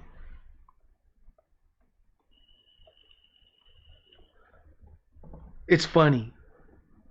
Black people complain that between the Democrats and the Republicans, we don't have a political home. We don't have a political option. But then we create political movements that limit our options too. Caller from 301, it's your man Mark Black. What's your name? Where you calling from? And what's on your mind? Caller from 301, it's your man Mark Black. Hey, brother. This is Brother Elder. Hey, Brother Elder, welcome to the broadcast, fam. Yeah. It is all good to hear from you. Give us a word. In the DMV area, yes. In the D.C., Maryland, Virginia metropolitan area. Yes, sir. That's where I'm at. Yes, sir. Give us a word. Yes, you're doing some deep thinking. You are giving us. You are broadening our thinking by when you use logic or when you come to an objective. You know, you'll have a thesis, you'll have antithesis, right, and then you have a synthesis. Okay, the Hegelian dialectic, right? The Hegelian dialectic. Fanon and all of them have talked about this dialectic materialism. We cannot get away from this. We got to look at every aspect. That's facts. We just can't say it because it's an either or situation. It seems as though now that's what a lot of that's the thought now, either or, like it'll say this person is the less of two evils. But the Lord's Prayer said, deliver me from evil. It doesn't say the least of evil, okay? But I think it's only intelligent because what we're going to need numbers. I don't care if it's 50 on the Republican side, 25 on the Democratic side, Bernie Sanders independent, or 15 on the independent side. What we're going to need to get home our justice claim, we're going to need numbers. Yep. If the ADOS community, FBA community, see that there are progressive Republicans that are pushing 4-5 advocacy, you got to say, we don't go to the poll voting down ballot Democrat. We can go to the polls, but we don't need to be affiliated with Democrat or Republicans. Who's advocating for our justice claim? If you have Republicans that's doing it, then we should vote for that Republican. If we have Democrats that's doing it, we should vote for that Democrat. If we have independents that's doing it, we should vote for that independent. Okay? It's not a matter, because when you tie yourself to you choosing the Democratic Party we've come to the point now that we got to realize we can't use it on the basis that the Democrats owe us nothing, because they're showing that they're not going to pay off. They're not going to pay their debt. You got the CBC. If you look at the Congressional Black, whatever you want to label that lastly, if you want to look at their agenda, see what they're saying about reparations. Nothing. Nothing. Sheila Jackson Lee what sits is- on the damn committee that could put the bill out to a vote on the floor, can complete the markup process, and she ain't even touch HR 40. After all that political advocacy that we put into it, it just sits there. But we supposed to, look at baby Sheila Jackson Lee's in the local and trust that they're gonna give us, what they're saying. I mean, this is not to say that if you got a local politician that has come out publicly, clearly on your team, to not give them your vote. And see, here's the thing, right? Like, the thing is that I almost wish that Yvette and Tone hadn't said shit.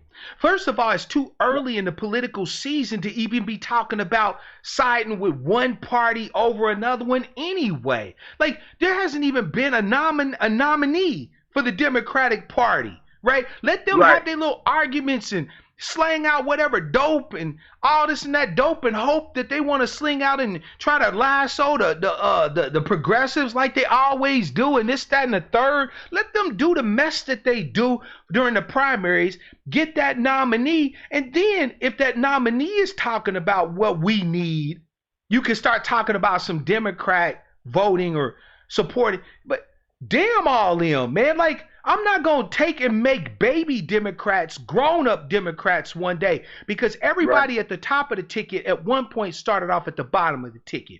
They started off telling us what we thought was good to hear, right?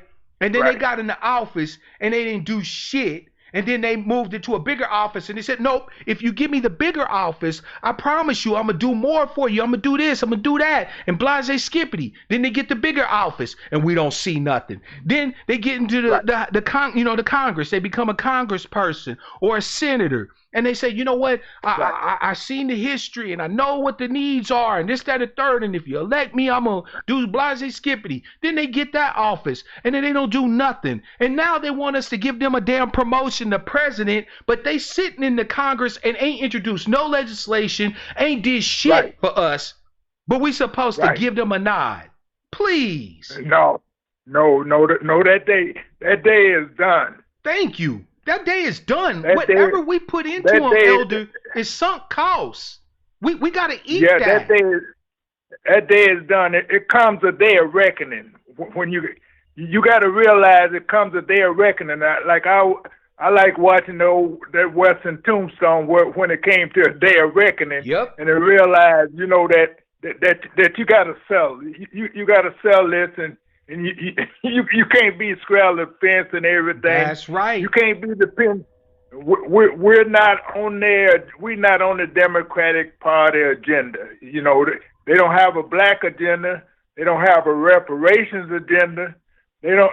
In other words, they don't put us. We're not even on the back burner. We're not on any burner. Yep. We're still sitting in the refrigerator. We don't have any fire behind us. So it shouldn't be going to the poll voting down ballot Democrat.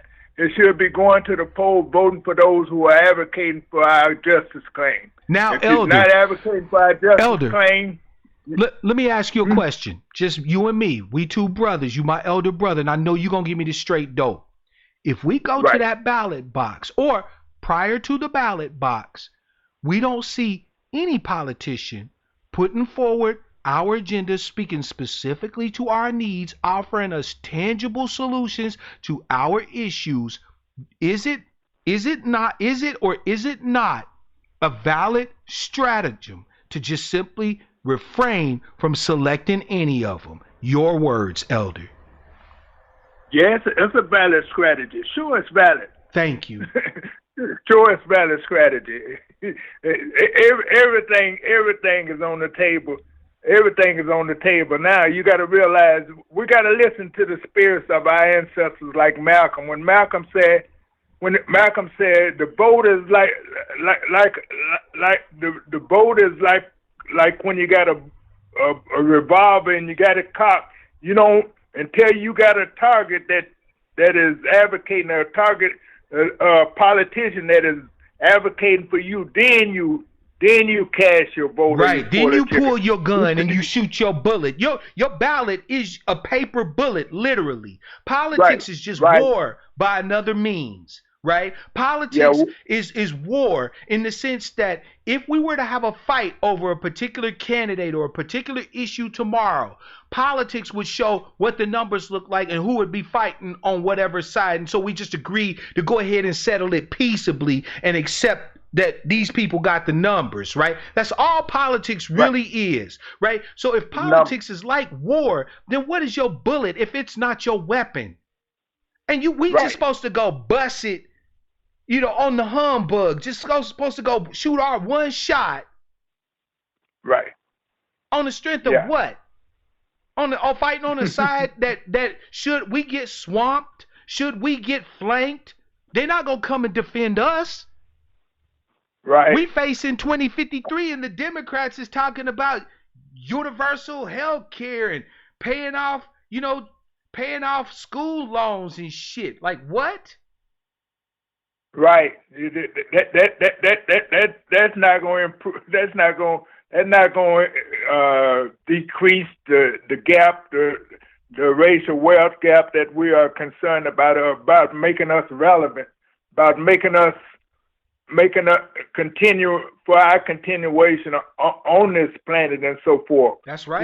We got to listen to the spirits of our ancestors because it's speaking out to us at this crucial or critical time in our history that we cannot let the ancestors down. They have given too much to the cause for us to let them down now. Yes, we got to be stronger. We gotta embrace their spirit, or we gotta take their spirit in, and we gotta fight stronger than ever for our justice claim. And we can't be deterred. We cannot be deterred by this fractionalism or this personality thing and everything. Like, stay on point. Yes, sir. Get off of this. Stay on point and get off of this cheap shot at each other, taking the chance of having these cheap shots at each other, and let's get on point, look at the numbers, and let's keep fighting. We got to keep fighting.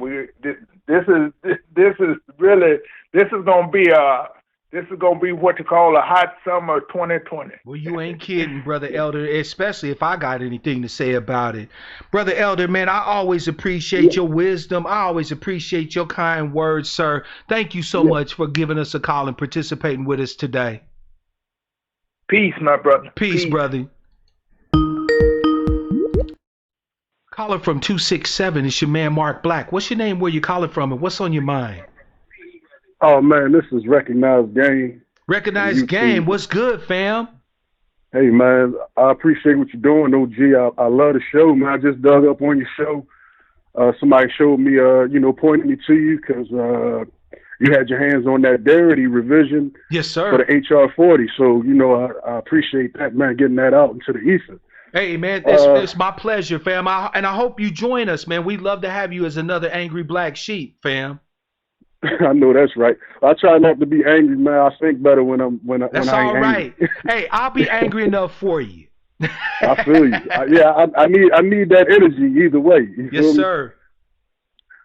What's on your mind, fam? The floor is yours. Oh, okay. Well, you know what? I wanted to ask you, man. How you feel about the main revision that I think Sandy Darity did on that HR 40 was he shortened the era of slavery from he wants to start the study and he wants to consider only from 1776 up until present, where the original HR 40 as written by John Conyers, of course now what is that, the 116th session that's been reintroduced sponsored by Sheila Jackson Lee, says 1619. Yes.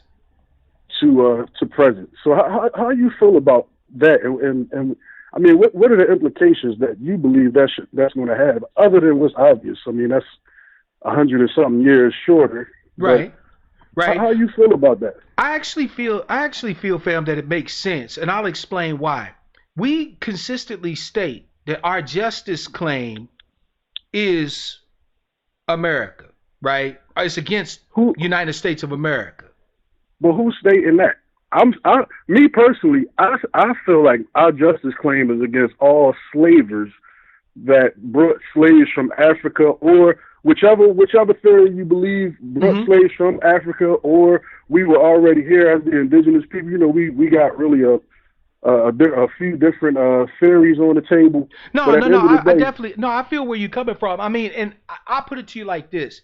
My personal feeling is that I want justice, period. I don't care who we got to get it from and so on and so forth, right? So the Brits, you know, via the UK, the Spaniards, right, via Spain, the Portuguese, you know, and their various citizens. Yes, I believe that if it was possible, that we should be able to pursue justice claims against them all. However, I think in a practical sense, what that would end up doing is scattering our efforts. Yeah, I don't think we should do right? that. I don't think we should do that. I mean, I'm with you. What I'm saying is I feel you, right? They all are culpable, right? But at some point, we have to hold somebody accountable, right? And since we are citizens of the United States of America, then it would only make sense to really hold the United States of America responsible for honoring our justice claim. Now, the reason why I think that it made sense for Dr. Dirty to do that is because when you're talking about a justice claim, you have to establish standing, which we have as the citizens of the United States of America, right, who descend from enslaved Africans brought here during the slave trade.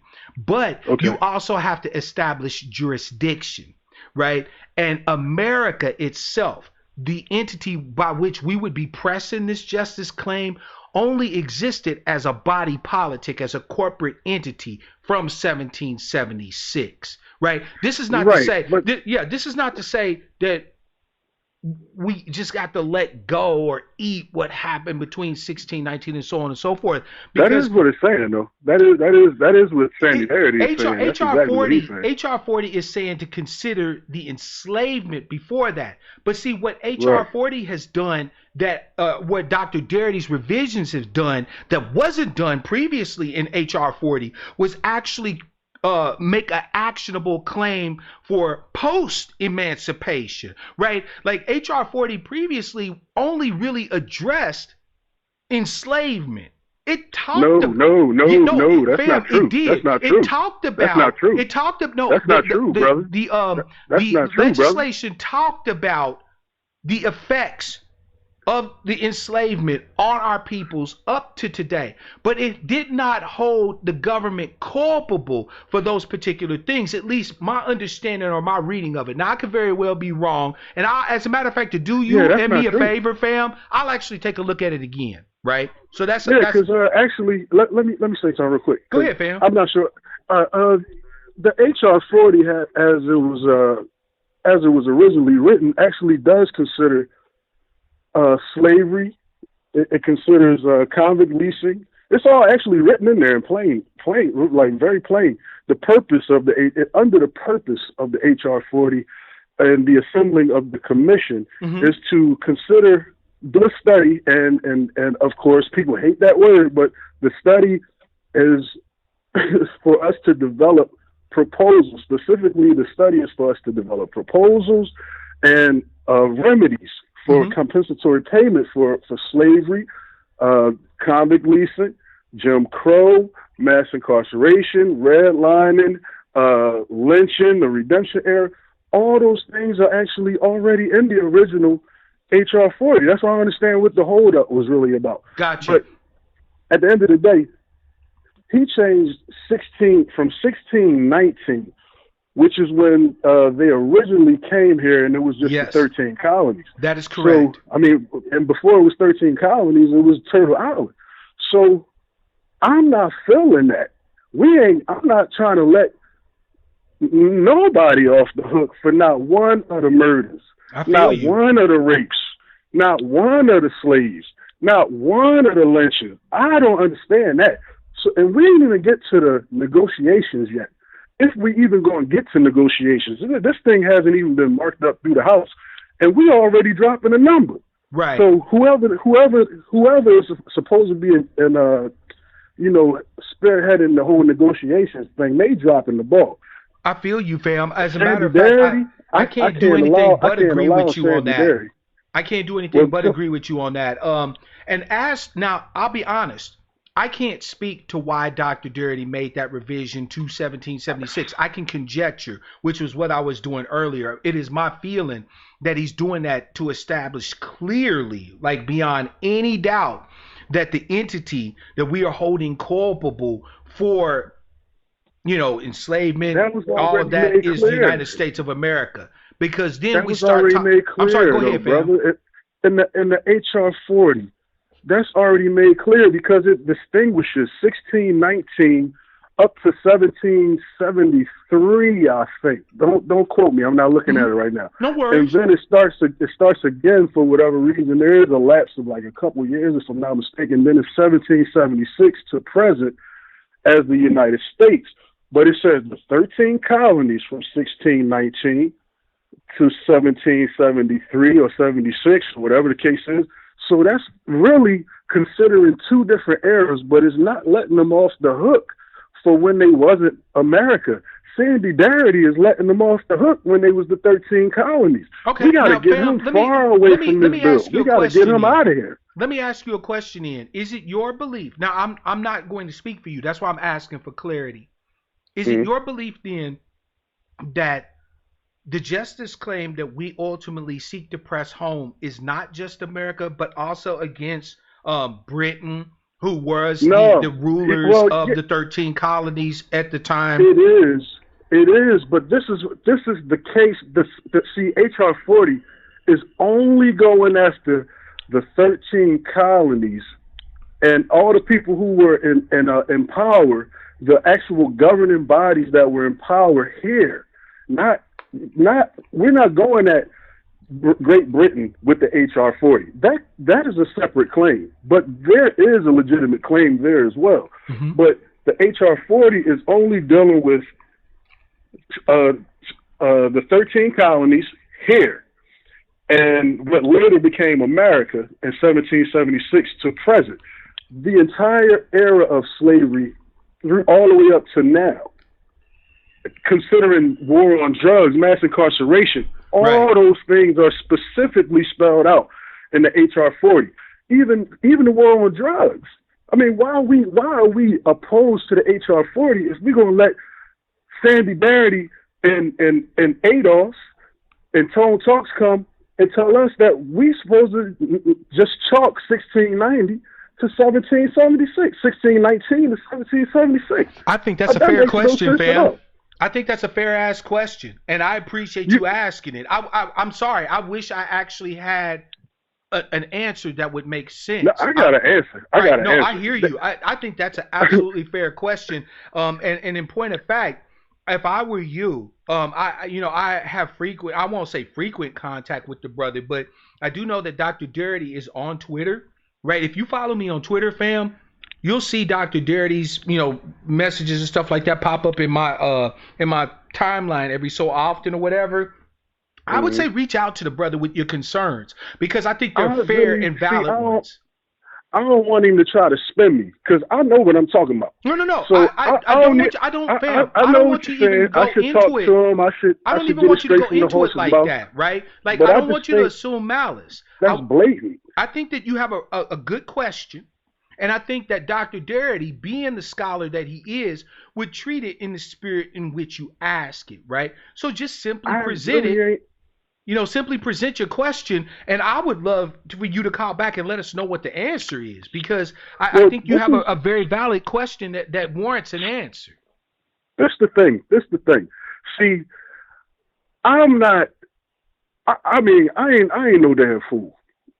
If somebody tells me, if I'm telling you owe me $100, mm-hmm. and you waited, I saw you with the $100. The day after I gave it to you. Right. I saw you I know you have my bread. Right. You got my bread. So, and you've been BSing me for 100 years on top of you owe me this bean. So why am I going to take a short? Because you was the one that was in power. Speaking of the government, you sanctioned all the slavery and all the atrocities and everything, and you made it legal to steal and rape and pillage and do everything, and then you deny us our reparations case to be heard. You deny us our human rights for hundreds of years after that, all the way through Jim Crow up to 1960, 9, something like that. 64. Yep. Right.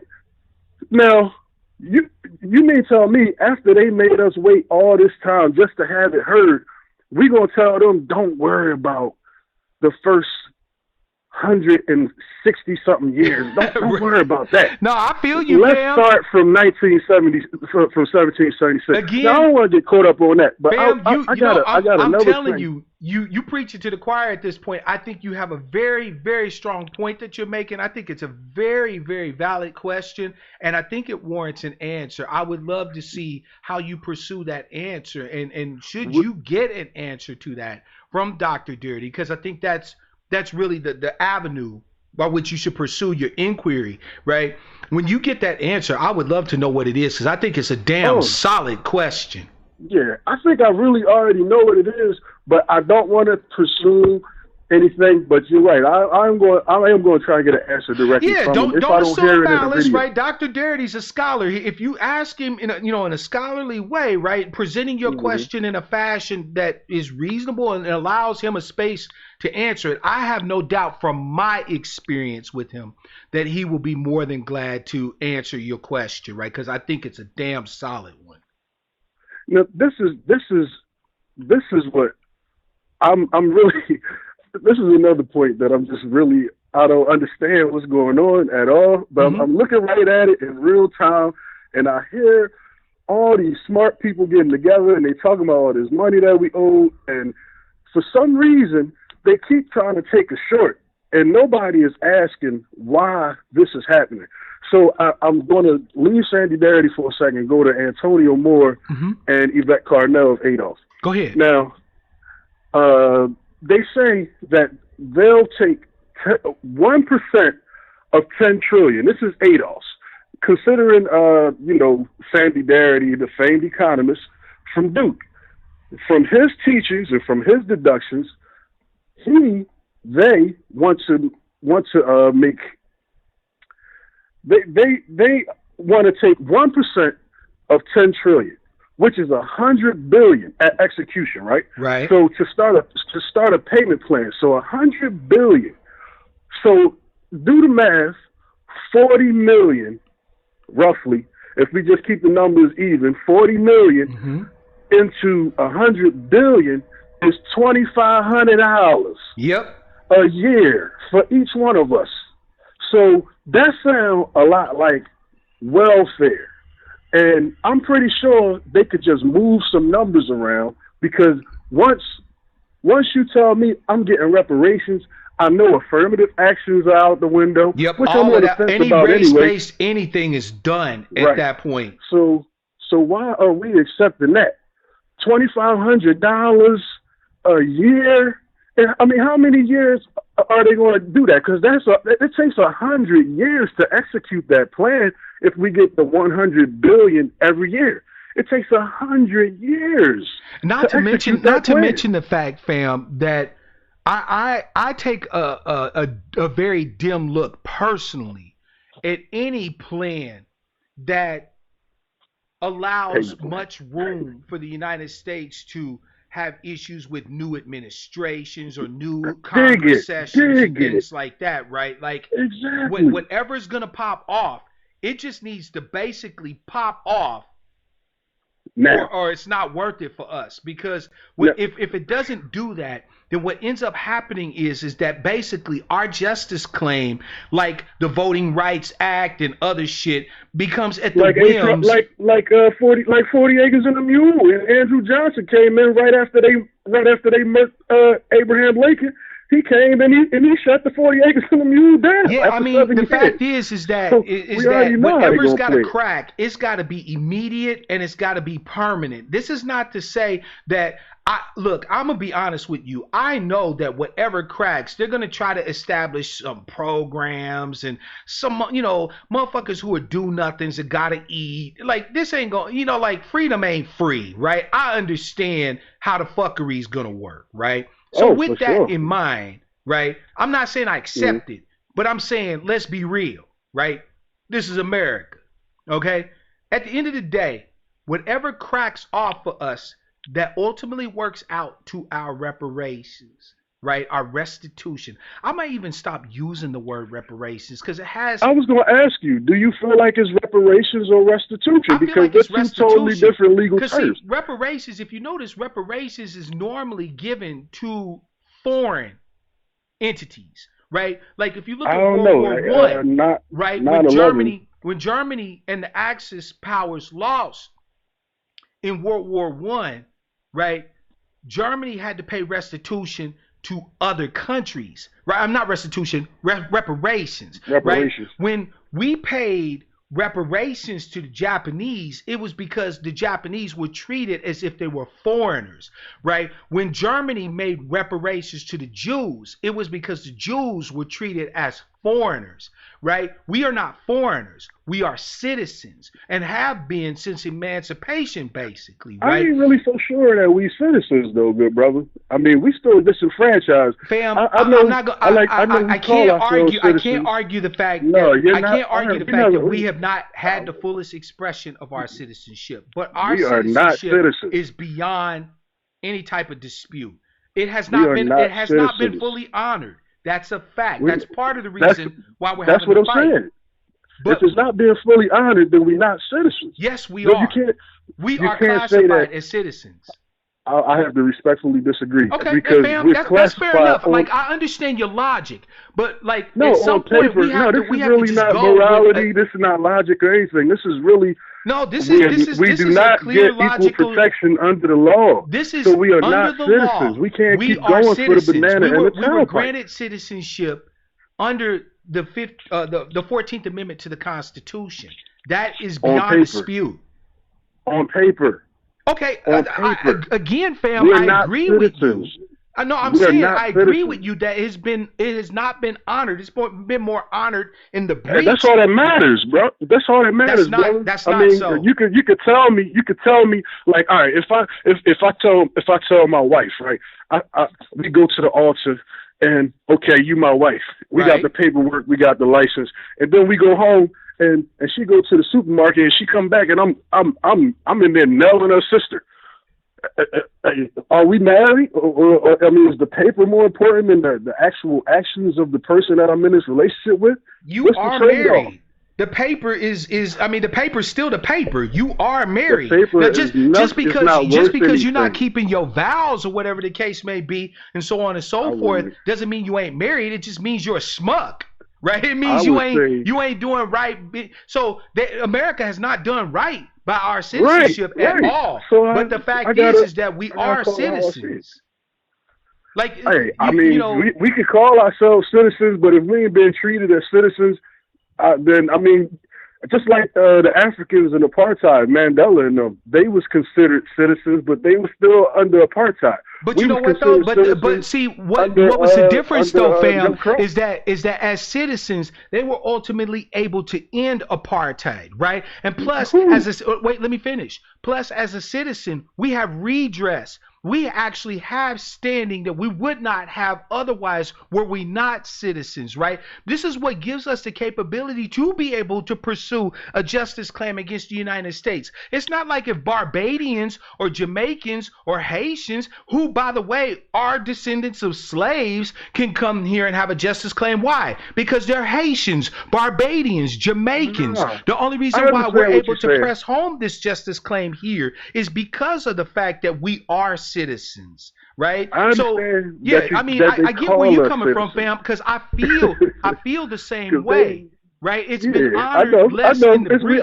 We'll need to argue semantics. I know we agree on this. Got you, fam. I feel you. You know what I mean? I know what you're saying, and I just feel like I just want to keep it plain because if we're not being treated as citizens, then we should just stop calling ourselves citizens and I'm not gonna go stop after calling full myself a citizenship. citizen. Hell no. Because I feel like my ancestors fought partially and bled for like my looked at it less citizenship. than human. I paid the blood price. I wear the title and wear it proudly. That ain't nobody can take that away from me. Even if they try to deny me my rights as a citizen, they can't take the title away from me. I'm like, I can call myself whatever I call myself. You know how they take the right of citizenship away from us when you get in the courtroom, right? And you're a billionaire. Your name Bill Cosby, and they bring 50 people to say that you did something that there's absolutely no evidence of, and have a lawyer who's allegedly been found to have, I'll just say, fabricated some information to make people look like they were more, like they were guilty. And then you have a person like Jeffrey Epstein, who's also a billionaire, who gets 8 hours in prison and 16 hours at home for raping children.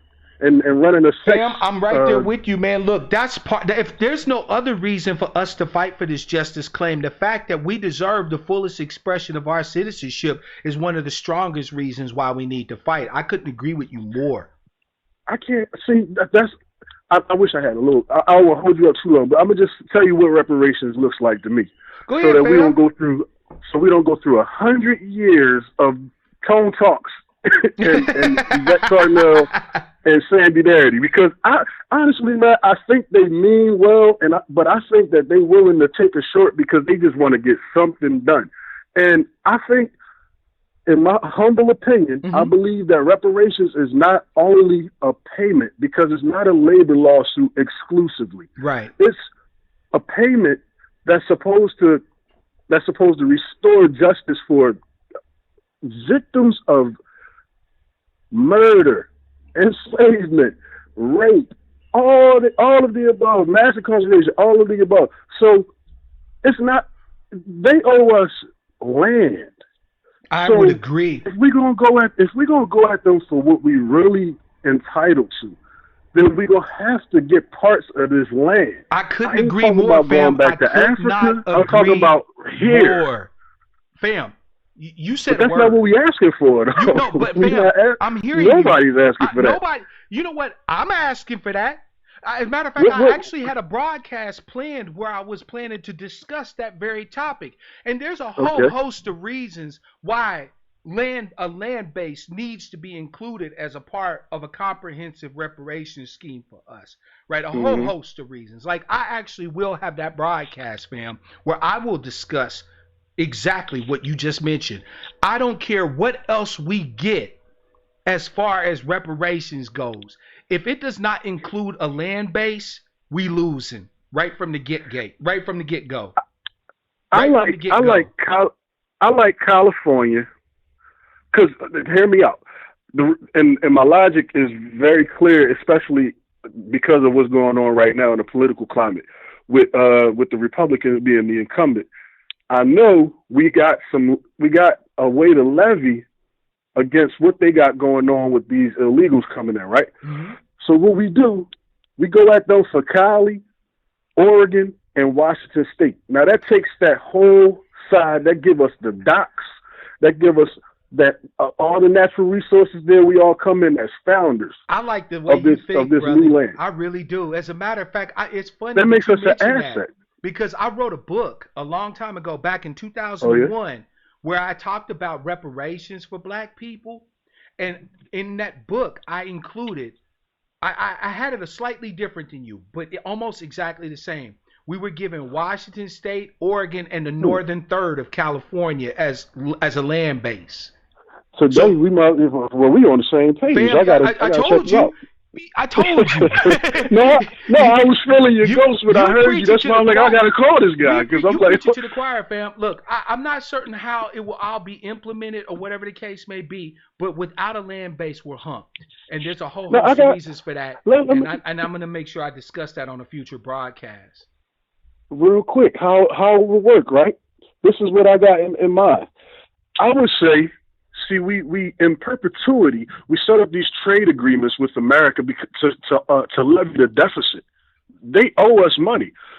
We do like a universal income type of situation exclusively for us based on those natural resources and the trade agreements that we come up with. And we get military funding from the U.S., and we'll be this new state, new nation. Now, the reason why this works is because it's good for America, because we become a natural border right there. We could really alleviate the whole need for the wall, but I know it's going up, but we could alleviate the whole need for the wall just because Trump already wanted to militarize the border anyway. So just go ahead and cut us that check. And now ain't nobody getting through here because it's ours now. So, all right, we still want, I love immigration, but the illegal immigration situation, I'm not feeling. That's not good for anybody, especially not the people that's coming here. But I don't hear anybody trying to help those people. So, I wish them the best. But as far as that border, I know that we become an asset as a nation right there to America, and we help ourselves because America got to keep on cutting this check every year anyway. So if all we're going to take is $100 billion, I mean, why not just let them basically let Trump get what he wants? Because he definitely does not want any of those liberal states. So right now, I think we got to strike while the iron is hot. But we only talking about this little couple dollars that they're going to give us $2,500. I could wipe my. I'm gonna tell you, I'm gonna tell you, fam. I like where you thinking. To be honest, that being said, that's a whole nother broadcast, fam. I'm not trying to cut you off, but I just wanted to really. I know we ain't had time. Yeah, we gonna have to. But that's one that's gonna be for the record books, and we gonna have to talk about that one like in more detail. So, fam, man, I really appreciate you, sharing your words with us, your wisdom with us. I think you brought a lot to the conversation, man. I really appreciate it. Join us. Be a black sheep, man. We'd love to have you. Sure, man. I appreciate your time, man. Keep doing what you're doing, man. I appreciate it, brother. Thank you so much. Keep my ear to the current. Yes, Thank sir. you, man. You have a good one. Peace. All right, bro. Woo, what a call. Fam, I mean, damn. You know what's funny is that of all the people that claim to be advocates for our justice claim, when did we have any discussion over what justice looks like to us? I'm just going to keep it a buck, right? We talk about democracy. We talk about democratic. When did we hold any plebiscites or any collective discussion about what the black agenda is supposed to look like, what reparations is supposed to look like? When did we ever have that? I'm not throwing shade here, fam. This is a legitimate question. Everybody points me to ADOS101.com. Great website. Love it. When did we ever have a say in what that agenda looks like? When did we ever say, yep, that constitutes a black agenda for me? Why am I being told that my advocacy is to press home my justice claim, but my justice claim is number 21 on a list of other items that I never had a vote on, that I never had a say in, I never had any buy-in? Alan said black experts have studied and proposed black code and agenda. There's a lot of propositions. Funny how those propositions never make it out to us. I'm just saying. Everybody will tell you to go vote for this person and go vote for that person. But they won't trust you to vote for your own shit, to vote for your own self, to vote for what an agenda looks like for you, to vote what restitution looks like for you. Make it make sense.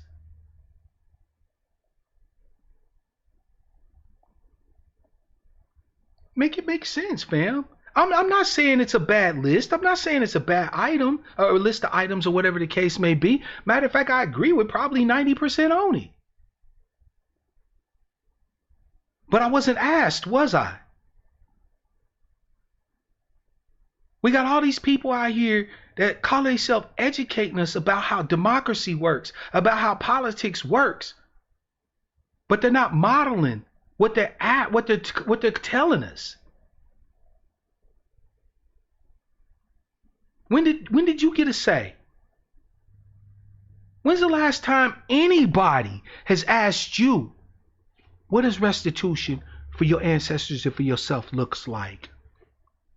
Yes, I'm still taking calls, fam. I just wanted to throw that out there, Agent Smith. When were you asked what your agenda looks like? Or were you just presented with one? All these proposals out here. Alan, that can't be how that works, fam. Because a local ADOS chapter can't speak for all ADOS folk. At some point, we're going to have a say in what constitutes something for all of us. Caller from 636, it's your man Mark Black. What's your name, where you calling from, and what's on your mind? This is Agent Smith. How you doing? Agent Smith, it's good to hear from you, brother. I'm doing well, as you can see, and you're helping with that. So I appreciate you. Fam, the floor is yours. Well, first of all, Mark, we appreciate you and all you do for, the family, giving us the opportunity to have a place to come where we can talk to each other without, being judged harshly anyway. So first of all, thank you for that, brother. No problem, fam. It's my honor. So I called. I wanted to kind of speak to. I guess I'll try to come bring us back to topic. I appreciate that. Your topic tonight was about teaching people how to think, and I sometimes I question myself, how do we arrive at this point? In the movement that is, and with the ADOS/FBA movement, and just like you just alluded to, when did we get a say in things, right? And I was kind of berated online for asking about spending our political capital on the Byron Allen 1866, constitutional blah, blah, blah, blah, blah. Mm-hmm. And, I again, when were we asked how to spend this political capital? I felt like we gave our capital to the movement, and that capital to me was supposed to be stored and used with laser precision, right? Because if one of us does something, it makes no difference. But if we all do it together, we could strike a mighty blow. David didn't beat Goliath with his might. He beat him, with a small stone, but it was where he hit him with the stone. Exactly. He beat him with his smarts.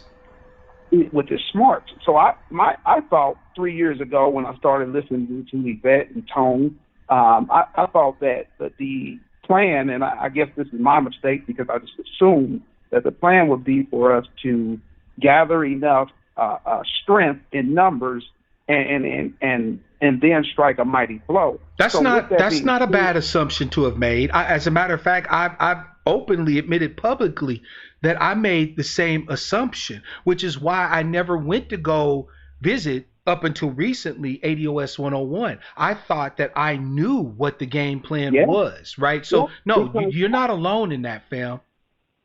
So I was listening to, it's just a small YouTuber, Prince Neymar 777, a guy who does obligatory kind of, he speaks about 5% Nation or whatever. Anyway, what's the brother's name?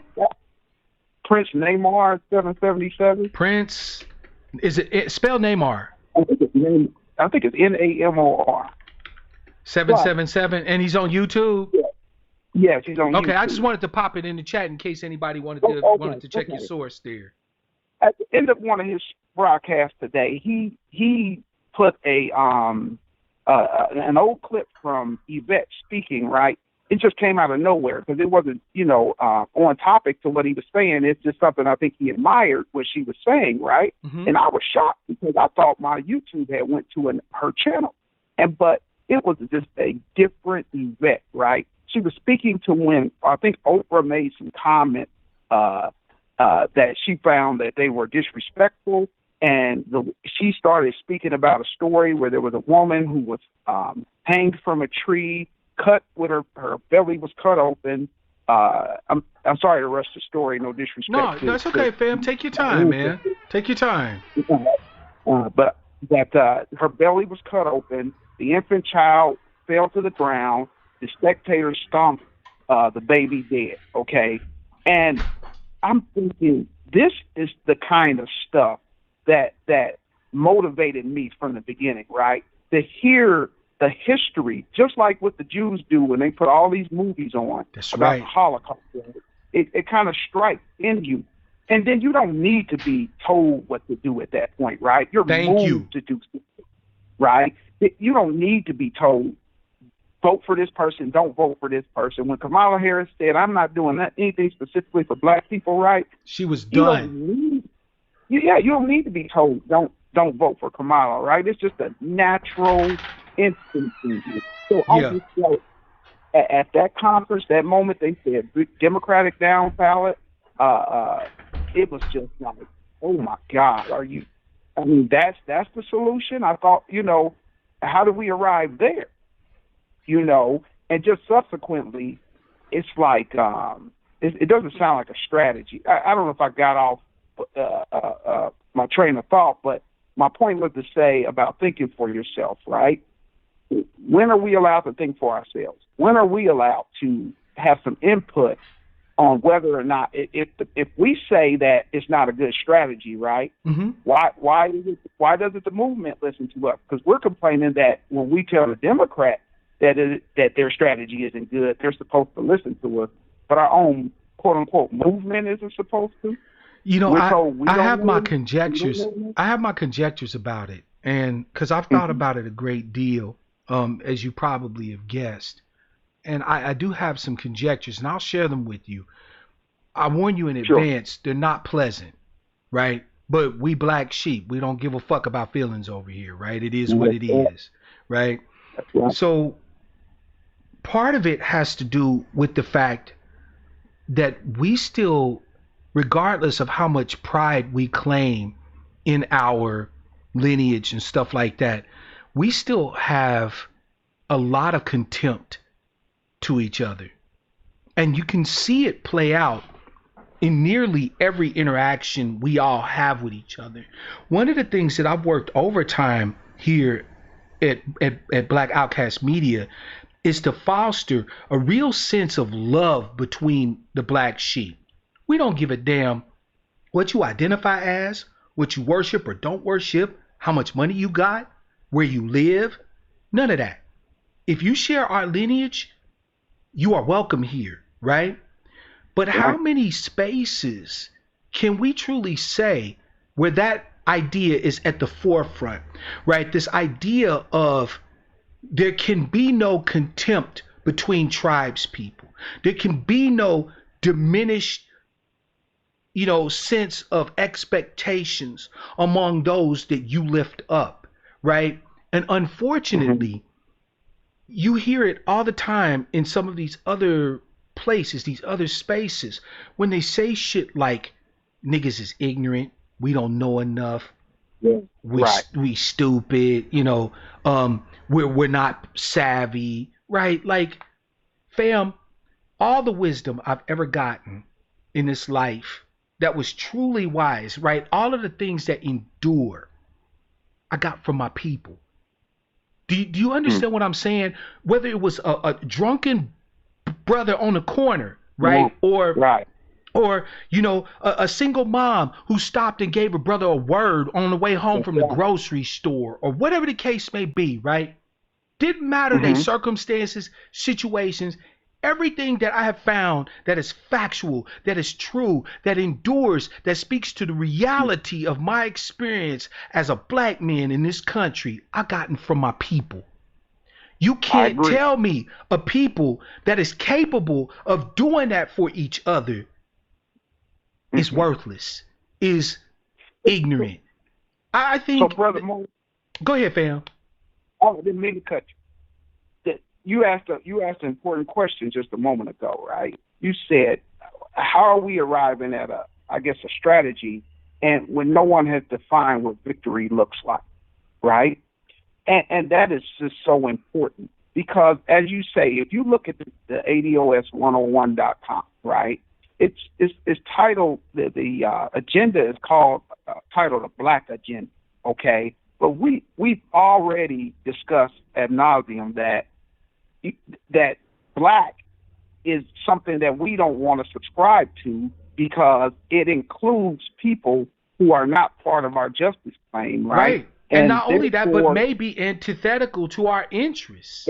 Exactly. So so to me, before anything can be done, we first have to establish that we are to be recognized as a specific class, right? Apart from everyone else. Because as long as we're being still lumped up when people of color, even this 1866 deal, it's going to benefit us the least out of the Americans. Facts. Right? As a matter of fact, Byron Allen comes out on the steps, fam, and he's talking to us. It was us out there freezing our asses off, right? Shout out to everybody that was out there, right? But it was our people out there on the steps of that Supreme Court building freezing their asses off.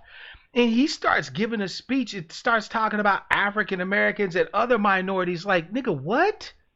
Like, who else is out here freezing for you? Who else is out here spending their day off from work and standing up there with their sore feet because they just worked 12 hours the day before, but they had to get up there? And see, fam, this is the thing. Like, we're so used to the contempt that we don't recognize it anymore. We don't recognize it when it comes from our fellow white citizens, fellow Latino citizens, fellow Asian citizens, and we don't recognize it when it comes from our own. From our own. From our own. You already told us earlier in the broadcast, well, that's the topic of tonight. How did we arrive at that thinking, right? It was fed to us. The entire movie Inception with Leonardo DiCaprio, right? In that movie, they went about all of that nonsense because the guy, they had to implant something, the idea deep in his subconscious, right? So that he can act on it. Yes. Right? Because otherwise, why did they just have him do what they wanted to? Because it had to be his own idea. It had to be his own idea.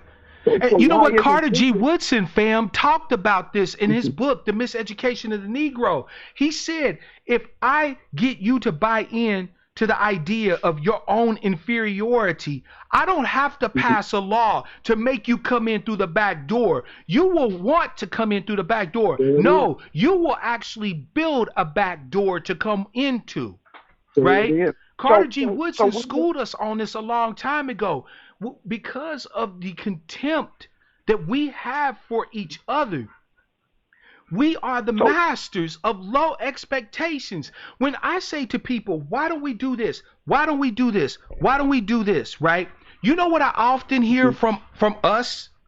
I hear, well, you know how our people are. Well, wait a minute. Are we about transformation? Right? Is this supposed to be a transformational moment where the old things pass away and behold, all things are become new? Or are we just incrementalizing and enshrining a new status quo? Like, we can't have our cake and eat it too. We can't sit here and say that black people. Go ahead, fam. Just the Reform Democratic Party. You see what I'm saying? Yeah. So I'm saying if this is ADOS or the birth of something new as its inception, right? Back to the movie Inception, right? Then shouldn't the ideas just be planted in our heads? And we will act in according to what the truth is, because the truth is the truth, right? Yep. You don't have to come to a conclusion for us and then dictate what you think the best route should be. But this is a leaderless movement. You can't have it both ways. Then if the lineage is the leadership and our horrors are the leadership, right? Then it will lead us to the conclusion that we're all going to arrive at anyway. Yep. We don't need to be told to vote Democratic down ballot. I agree. You know what? I understand because I do a lot of study on different topics and things like that, I understand why it's so difficult sometimes to share ideas with our people.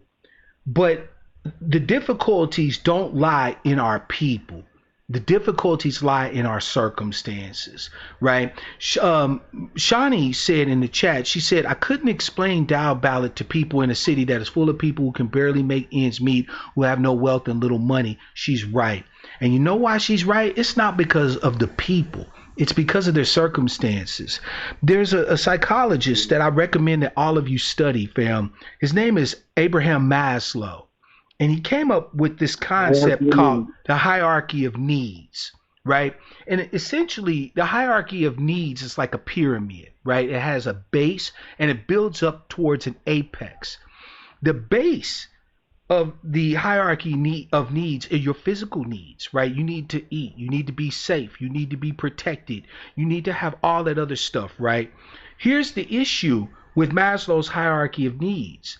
Until your base needs are met, you can't address anything from a higher level from a higher point on the pyramid, right? So in other words, a people that are still stuck in survival mode, it's like I always tell people, you can't talk to somebody about God who's hungry.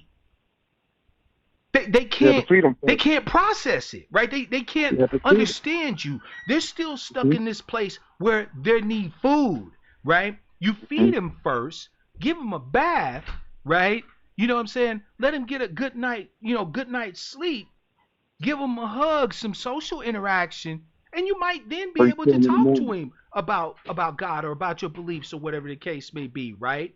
The reason why I brought up the hierarchy of needs is because if we understand this psychological theory, it makes a lot of sense to explain a lot of the things that we just assume is something that affects that is black people, not affects black people, but is black people. We conflate the effects of the lack of having our needs met with an actual defect in ourselves.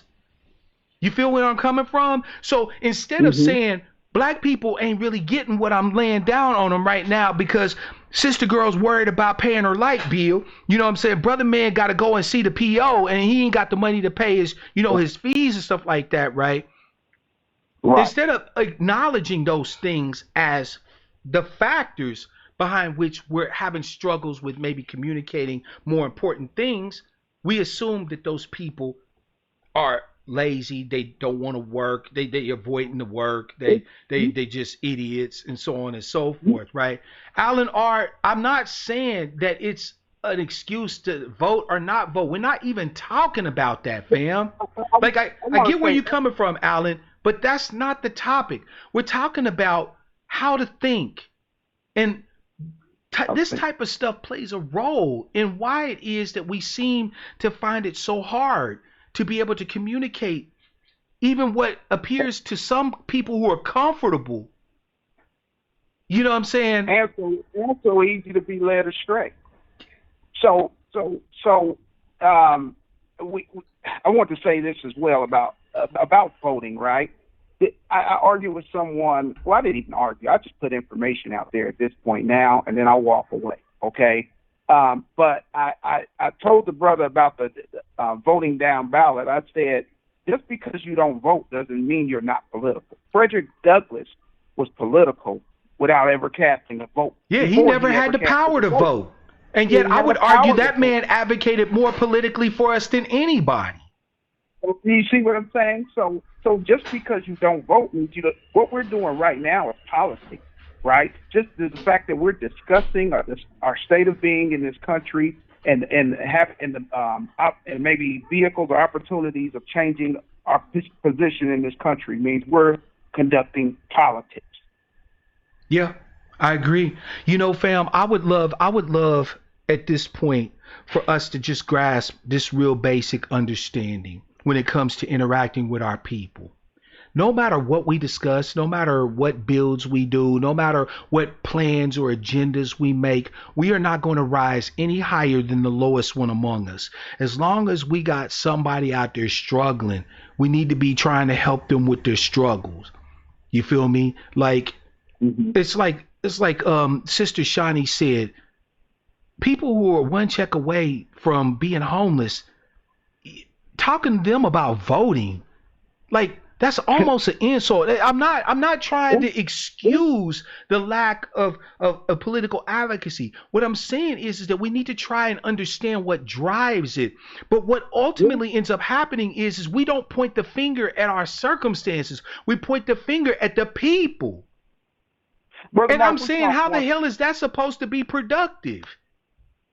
Brother Mark, we talked once before about what it looks like to do things that we would actually do on our own, right? And I mentioned to you, just to jog your memory, that if we did something on the lines of, say, we took one of these cities and we said that, you know, all these brothers have suspended driver's license due to child support and things of that nature, right? And what if we basically went out in droves and we told the local municipality that, hey, if you give them their driver's license back, they can work for Uber Eats, all of these other different companies that need people to work, and then they can pay their child support. They can pay their back fines or traffic tickets and things of that nature. And it's something for something. Now we're not begging, right?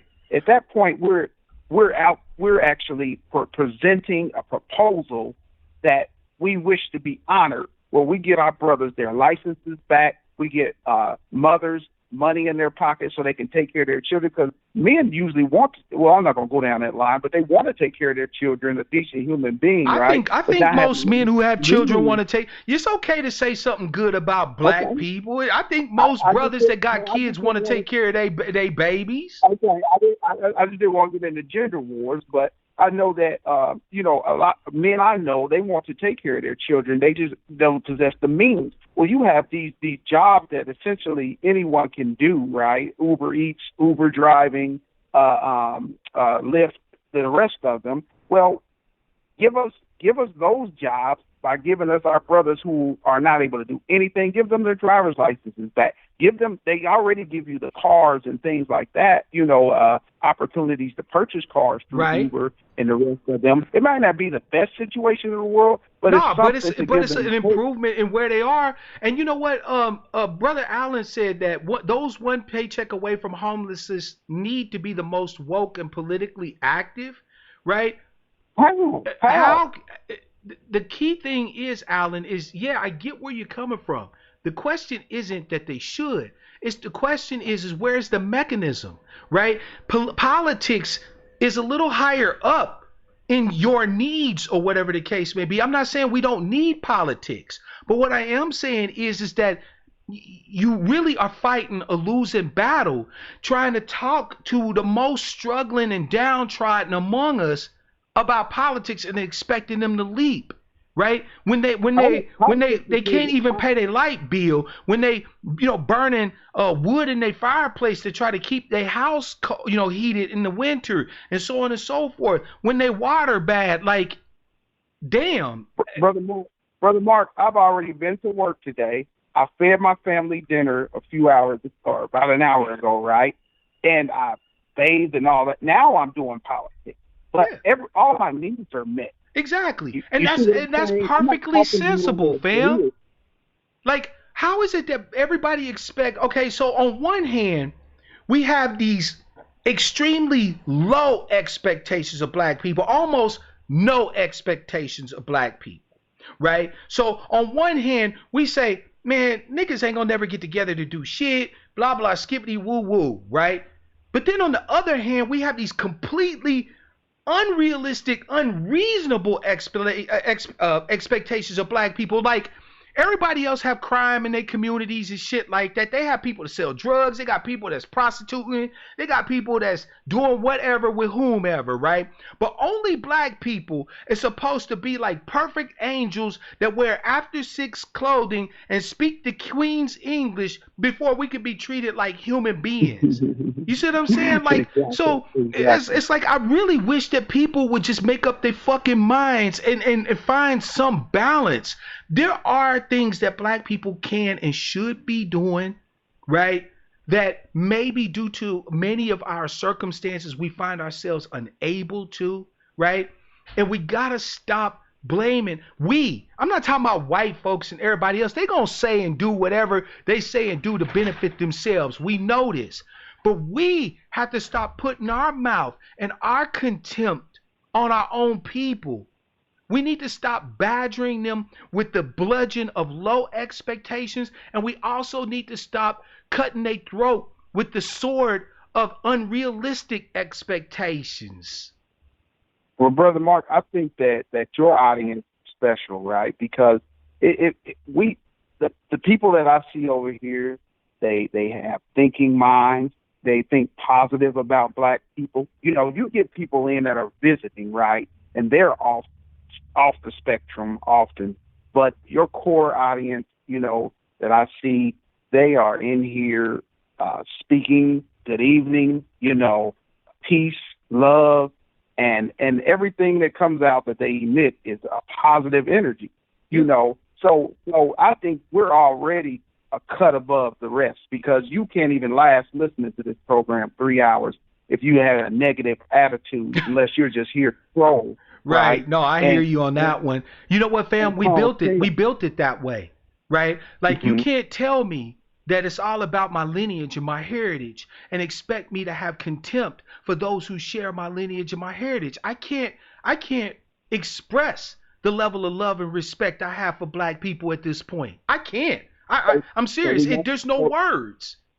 So everyone, you have to ask yourself, though, right? When people, when they stir up your emotions, right, which has been done with this movement, stir up your emotions, speak to your, your DNA and trigger things, and then what are they going to do with your energy, right? And then it's like, okay, you have to be cognizant of that. We have to be. We have to be. We have to be very careful, because we're vulnerable. Everyone who's listening right now is vulnerable, right? Because something's been stirred in you, something, and we're emotional. Everybody who calls in is passionate. Everyone who hits the chat is passionate, right? When you have that much passion, then you're looking to do something. Yes. And you all have, I don't care who you rock with, who you're following, you have to second guess. I'm gonna tell you, fam, why do you think I done the broadcast that I just done recently? The broadcast on logical fallacies, this discussion today of how argument should be brought to you, how respect should be shown to you in rhetoric and in the exchange of information. Because, fam, we have the emotional piece. We have it, right? Mm-hmm. But now we need to know how to examine everything with a critical eye, so that we can take that emotional rocket fuel that we have and put it to maximal effect. This don't have to be a marathon unless we want it to be. I truly believe that. People say, oh, it's going to be a slog, a marathon to get our justice. No, it don't have to be. It don't have to be. It don't have to be at all. There's no. And people think that. Sorry. No, I'm sorry. Go ahead, fam. Yeah. People think that shouting down this person, whoever's on the chopping block this week, is how you exercise power. But I argue that even silence exercises power. If nobody watched Roland Martin's show, and I mean nobody, that's more powerful than him having 5,000 people, and of which 1,000 are shouting derogatories, and the other 4,000 are saying, yeah, Roland, tell them, you see what I mean? Fam, let me tell you something. One of the wisest things I ever learned is, what is it that makes a cup useful? The fact that it holds water. The space. Okay. The space inside. What is it that makes a house? The space inside. Sometimes you gain more facility from negation than you do from building an edifice, right? Sometimes the best thing to do is absolutely nothing.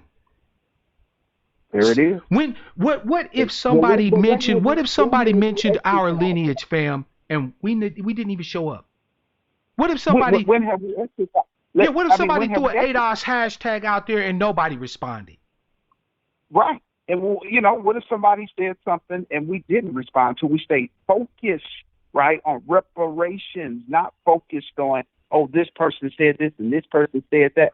They might have 5 followers, right? But then they just took up 3 hours of programming, right? So they exercise more power with less, because you got, 10,000 people watching this show, and they had 1,000 followers total. If that. But because they rustled your feathers the wrong way, they stole your power.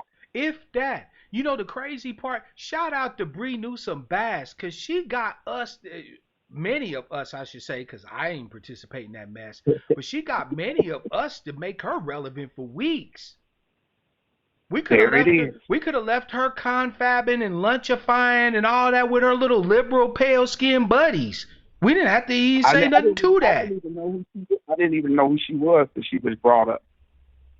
Honestly. You said it all, fam. You said it all. You said it all.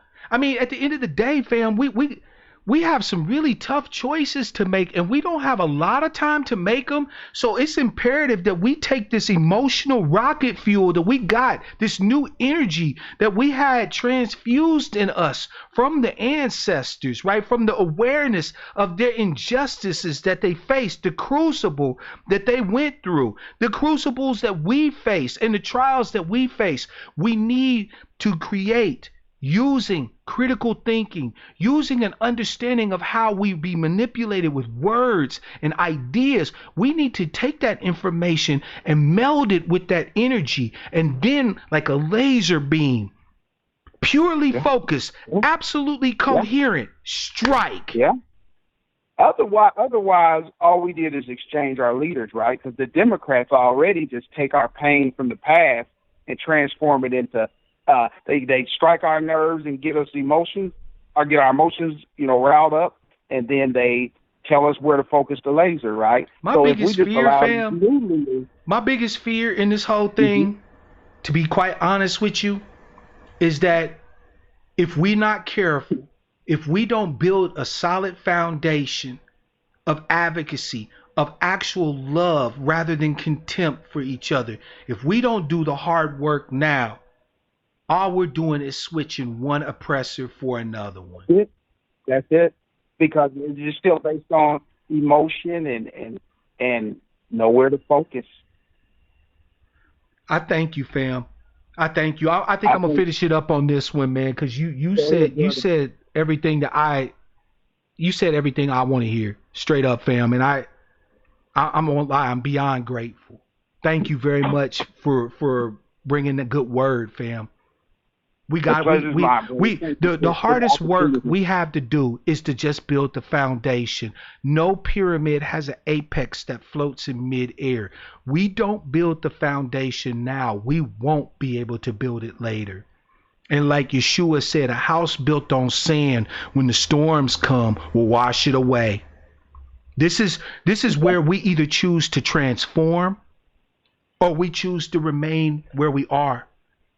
I'm not presenting a false dichotomy here. Either we're taking what our people have been and completely changing it, or we're not. And if we're not, then why are we pretending we are? If either we can take a people that have been sold a bill of goods by a political party for 50 years and turn them into a people empowered with critical thinking, with self-awareness, and with a love and a respect, not only for their heritage and for their lineage, but for the people that share it, in the sense of working for all of our interests. Either we're doing that or we're not. And if we're not, then there's a whole host of folk that is wasting their goddamn time. But if we are, then let's do that. Let's stop saying, oh, well, you know how niggas be, and, you know, our people will be on. No, I don't want to hear that. I don't care what our people been on. I don't care what we be. I care what we can become. And either we're focused on where we're going, what we're going to become, and where we're going to go, and how we're going to get there, or we're not. That's really the fence that everybody's sitting on. Pick a side. Everybody telling you to rep this set or rep that set. Nah, damn all that. Either we're about transforming a people that need transformation like no other, or we ain't. That's the choice. That's the one choice that opens up a whole world of choices, one way or the other one. Either we're doing that work, fam, and that opens up a whole host of options for us that we have never even imagined, or we're not doing that work. And options like 2053, the diminishing of our people to an economic nothing, and so on and so forth will obtain. That's really what it is. That's really what it is. So, you know what they say, fam? Choose this day whom you will serve. Because nobody can serve two masters. I serve my ancestors, and I serve my brothers and sisters, my tribes people. Who you serve. So, fam, thank you all for your opportunity to speak to you today. For those who called in, thank you to all my callers. Thank you to everyone in chat. If I didn't catch your name or whatever the case may be because we were in conversation, don't think I didn't see you. I did, right? Even if you don't agree with a brother, please stick around. Become a member of the Angry Black Sheep, right? Join us. We're going to have times where we don't agree. But guess what? We're going to have a space for discussion. We're going to be able to iron it out. We're going to be able to ask questions and share knowledge and information with each other. And most importantly, fam, you're going to get love here. I don't care what your background has been, who you worship or who you don't, who you married to or who you ain't. Do you share my lineage and my heritage? Then you already got a level of esteem in my mind that you didn't even know you had. Fam, be here for Sucker Free Saturday, 4:30 p.m. Pacific Standard Time as always. And until then, family, and until then, as I always leave you with, I leave you with wishes for love, peace, prosperity, and power, real power to our people.